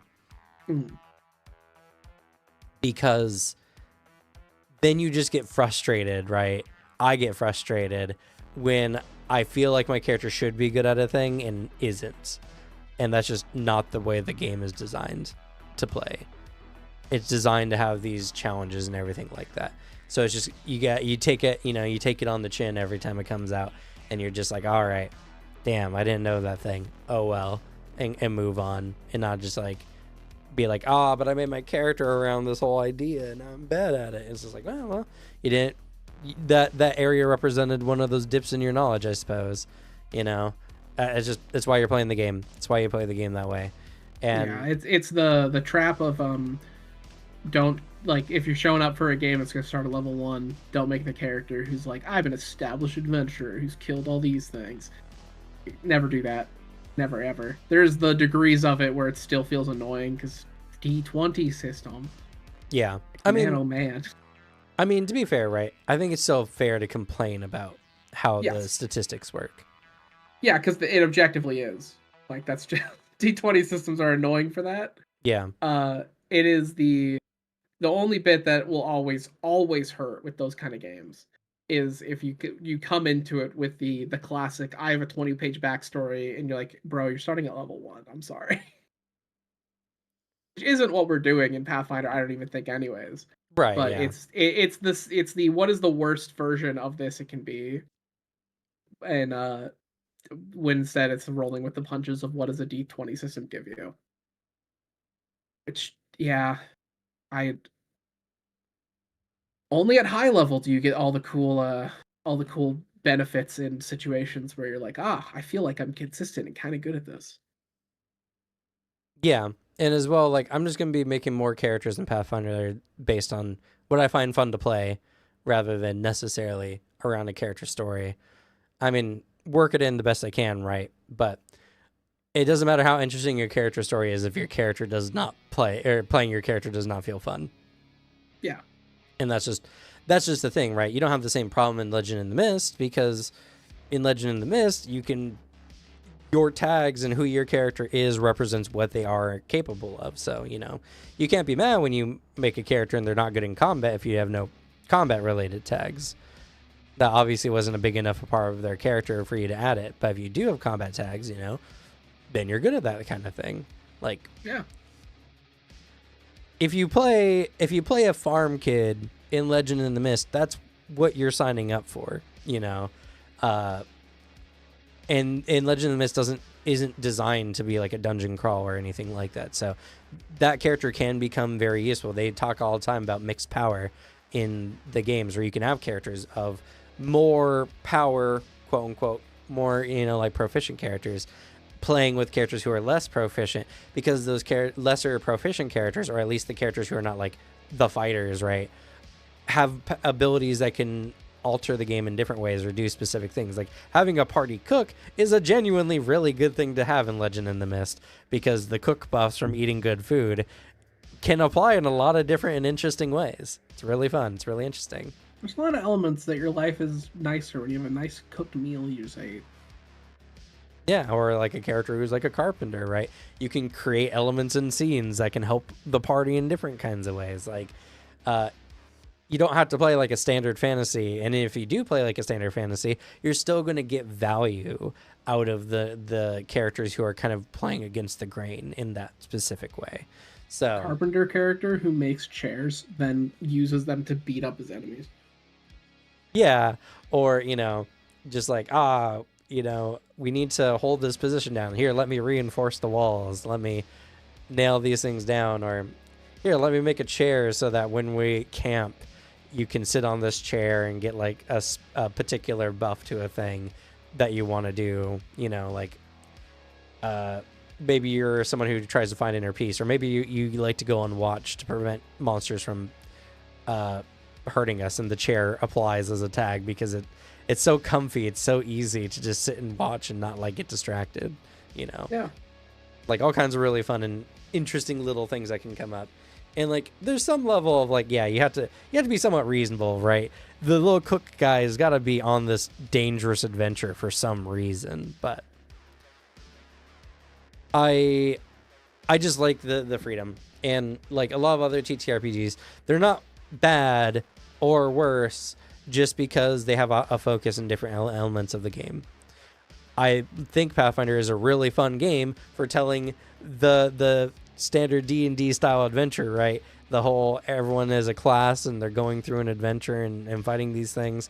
And there's so many fun mechanics and tactics you can use in these games to do really fun things that, it's fun. And it's fun to roleplay as characters who are in these scenarios.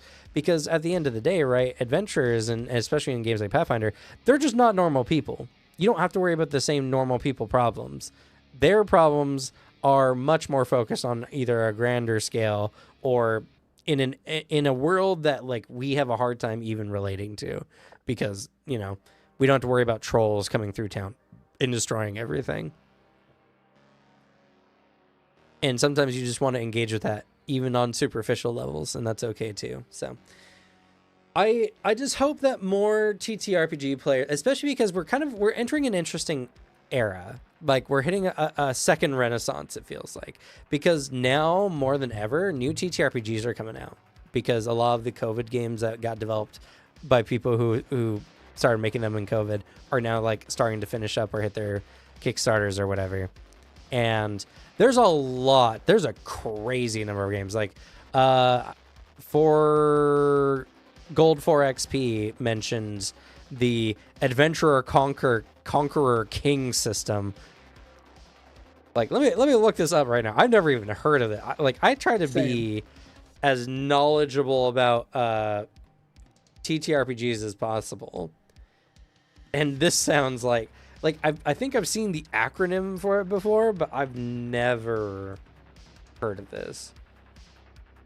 Like, I think I looked at like the cover art, and it seems like it's a very older fantasy vibe, which is fun. I kind of fuck with the art style. It is an OSR game.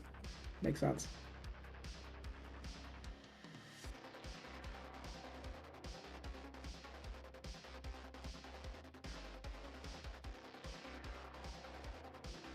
Which means I probably wouldn't like it that much, if I'm going to be honest. But it'd be interesting to look into. Yeah, because like, hey, what if it's cooking? And I'm sure it does. I'm sure it is cooking for the people it's for, you know. Which is the important bit. It's just the thing that I'm trying to work more towards.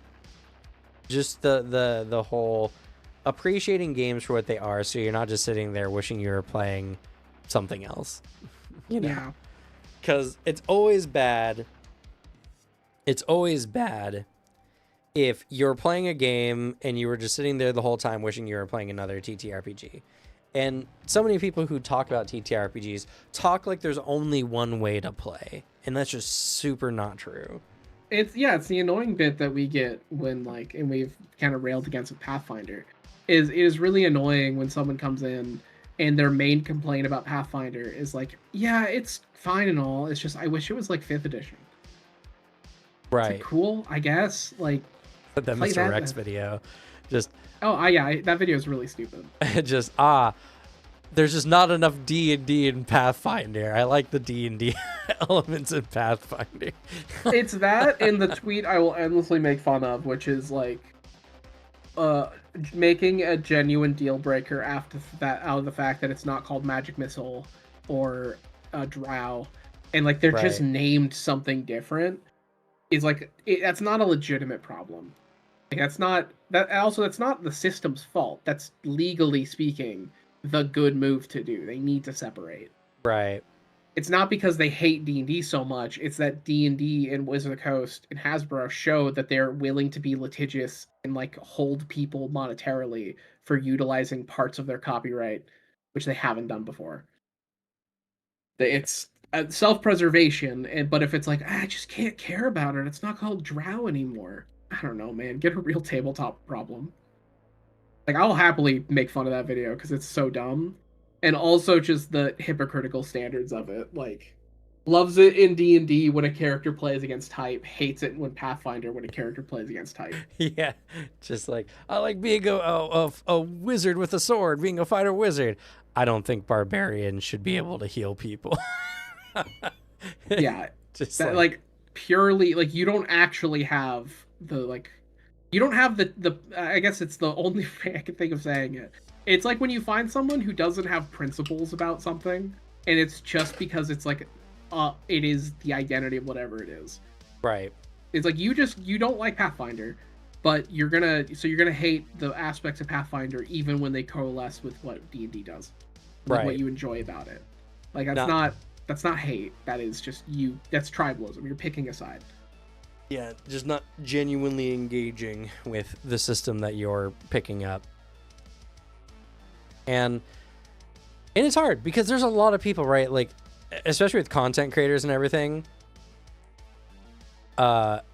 who just do nothing but make content for like a particular game. It just makes people kind of get into these groups of they identify as D&D players. They identify as Pathfinder players.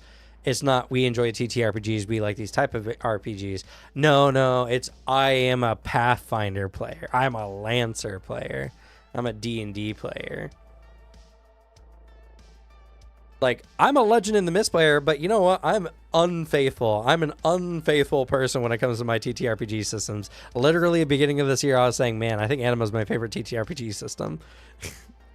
So I was like a Pathfinder player. Then I went to Anima, and now I'm a Legend in the Mist. What will I be next month? Who knows? You know? Yeah.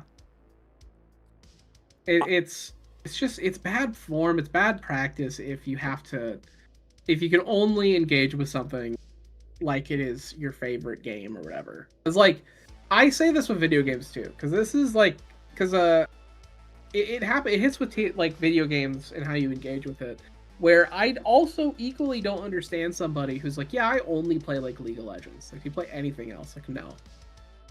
And then, because then I always will side-eye the person that does that. They're like, the people, all they play is like League of Legends, the CSGO, or CS2, just all like those top competitive games. And it's like, there's just no good games coming out anymore. Because you play like 5. So I imagine it doesn't hit as good. But if you play a bunch of other games, you might get something out of it. Or the funny version, because I watched a very funny video, like a stream that was one of the top CS pros of all time playing Resident Evil 8, and he was doing CSGO moves while playing Resident Evil 8. Which is, you get those and it's fun, and I like seeing it when people jump out of their comfort zone and try something new. Because a lot of times you will find appreciation for something. And it is just good to keep a variety in your life, because otherwise you're going to get kind of bored and it's going to stagnate, and you're going to kind of get resentful over what you like. Yeah, for sure. And you know, it's fun having a channel based on TTRPGs where I have like actual reasons to actually try other TTRPGs. It's always fun. There's always that motivation, because like TTRPGs do take up a lot of time. They do. They are a commitment, and I don't blame people who just try to commit as much time as they can to their favorite game, because, you know, especially if you have a group that's inconsistent, you still might not get to play the game as much as you ever wanted to, you know. It makes it harder when the issue is like because it's a lot of people, like people who've said it to us too, is there's a lot of people who want to play these games. It is just that if you have a group that's really unreliable, and like it is hard to just meet up in game, then it is hard to have that decision of like, okay, so do I play the game that I know everyone likes, or do we waste one of our like 1 games every month or so on a game we're all going to end up hating? And like, we'll spend half of it trying to learn the game, and so we won't even get to play. There's a lot of those where I think it's super understandable and like super fair reasons. And so it is like from a place of privilege that we say this, a place of privilege of man, we have a good group that meets pretty regularly. Right. But it's still, I think it is a positive if you can get everyone around to just try out new things, try new experiences. Yeah, you know, it's something that is just, people are so passionate. I said this before, but people are so passionate about TTRPGs, and they have this experience that they want other people to be able to appreciate, to see, you know, because I've been there. I've been like, I've heard someone have a very terrible time because their GM was bad or whatever, and I'm just like, oh, but if I could run a game for you, I could run a game for you and show you a really good time, you know. And they feel this way. They just feel this way about other TTRPG players, even though they're already enjoying their own TTRPGs. You know, they're just like, I had this really fun experience, and you have a complaint about D&D? Well, let me show you this game. You know, let me fix that problem for you, because I guarantee it will. Even though, like, the purpose for these games, the goal of these games, the design principles for these games are just different. Like, Lancer is a fun game.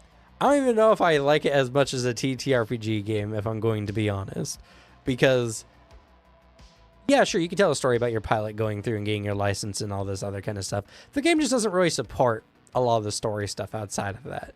It's just about being a pilot, getting a mech, and doing cool stuff with that. Yeah, it's basically you can get that experience if your table is the type to like not lose the enjoyment when like the game itself, like the pilot rules and the narrative rules like that are really bare bones. If your group can like have fun without that being there, then it's a good tabletop for you, like to tell a big story. Because like if I had some, I know I can make do without it. Uh, but like I'm also the person who is like, yeah, but like what if we merge two tabletop games so I could have the pilot experience in Lancer? Because that's something I'd love.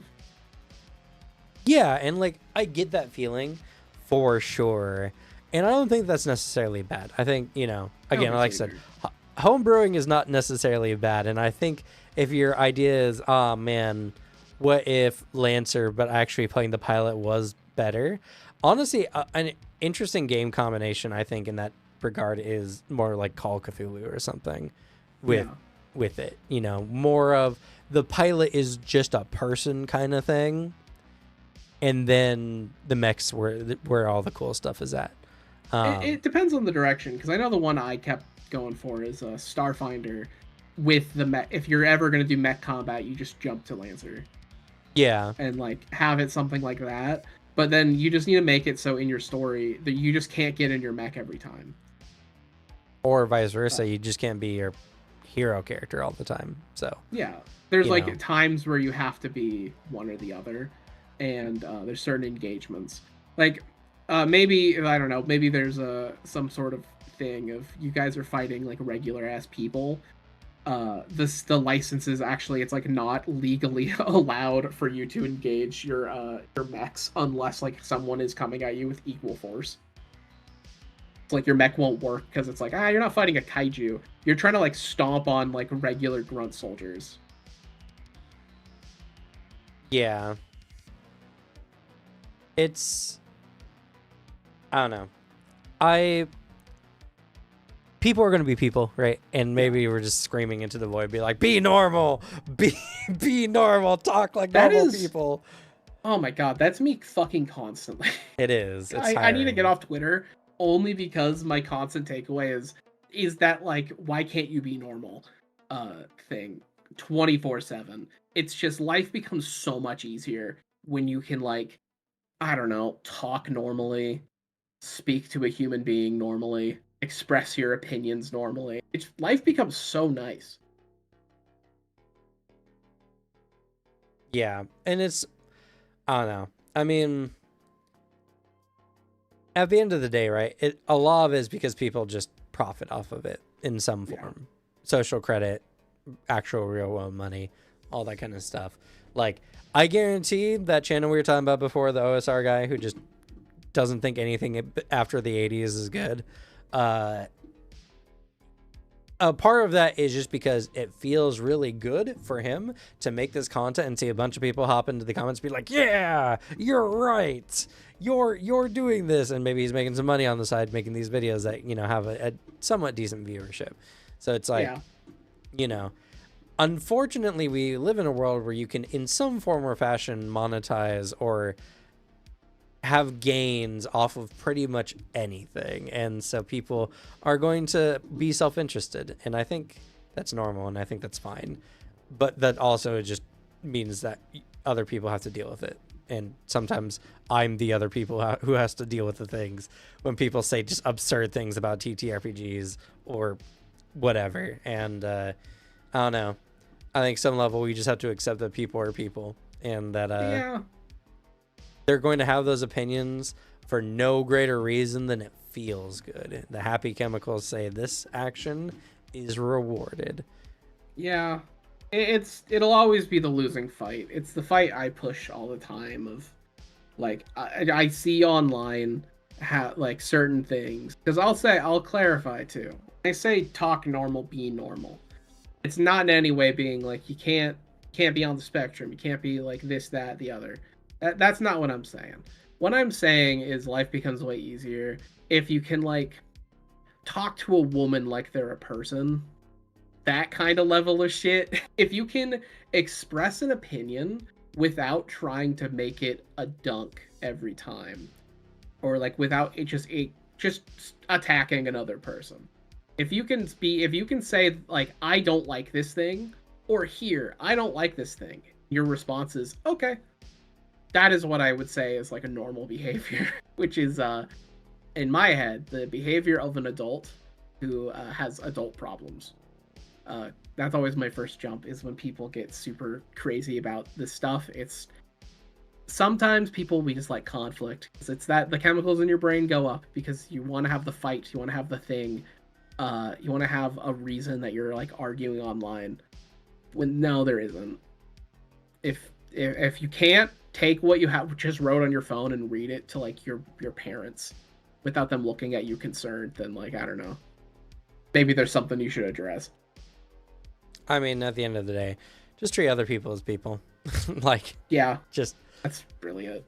just like understand that other people can enjoy and like things, and as long as the things that other people are enjoying and liking aren't hurting people or making other people's lives worse in some way, just let that go. Let that be the thing, you know.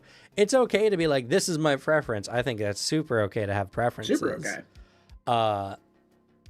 But don't hold those preferences as some kind of gold standard for whatever thing you're in, you know. There's no gold standard for TTRPGs as much as there's no gold standard for, you know, like who you love and what you choose to do with your life.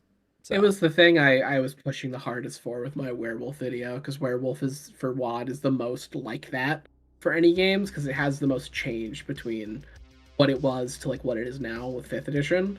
And I had it like in top comment, I pinned it, and then I also said it in the video like twice of be fucking normal when you're talking about this. And thankfully I've had very few people who are like come into it inflammatory and like aren't fighting. At most I have people say like I don't like 5th edition, I think it's dog shit. And I'm like, that's fine. You can say that. I'll take an issue if you're going at another person. If they're like, I like these things with 5th edition. I like how it changed. And then someone is like, you're fucking stupid. I hate you. Like, I think that's weird. That is inherently a strange reaction that you should look at yourself in a mirror if that's your first thought. When instead you can just be like, I don't agree with that. And like walk away. Yeah. Because it's so fucking cringe to care about the opinion of another person. Like, I think it is so lame to have an emotional reaction to someone else, to a thing that fundamentally does not affect you. I think is so lame. Yeah, I agree. But that's going to be it for us today. We have much more tabletop stuff to talk about in the future, and, you know, we'll have fun things hopefully for the channel soon. But before we leave, Alex, anything you want to leave us off with today? Yeah, if you like lore content, that's what I cover on my channel. It's Glue Boy. You can search that up. I cover a lot of WoD. I have a video that came out recently for Mage the Ascension. I probably will make another one real soon. I got some fun projects in the work. Largely just going back to covering things as I normally do. So yeah, if you're a big fan of vampire, mage, werewolf, that kind of stuff, go swing by my channel. I got lore. As for me, we are getting real close to hopefully having someone who can watch my daughter regularly. Probably be still a few weeks out, but we're getting close. I do intend on making some content, make some Legend of the Mist content. I think that's just my current obsession, so why not? And plus, you know, the channel is kind of just ground to a slow crawl at this point, so I can kind of just do whatever. I'll probably finish up some answer videos as well. And we got some more stuff. This year is going to be a very interesting year for tabletop. Not as crazy as last year was, but there are still some interesting games coming out. I'm super excited for the Mistborn Cosmere RPG game to be coming out. And I think I need to really do some deep dives into some game systems and some other kinds of games, because ever since I kind of got into solo play stuff, a new world of TTRPGs kind of opened up, and it'll be interesting to look into some other games other than like Mythic or, you know, Legend in the Mist. Yeah. But yeah, that's gonna be it for us. So I guess we'll go ahead and say bye for now. See ya. Bye.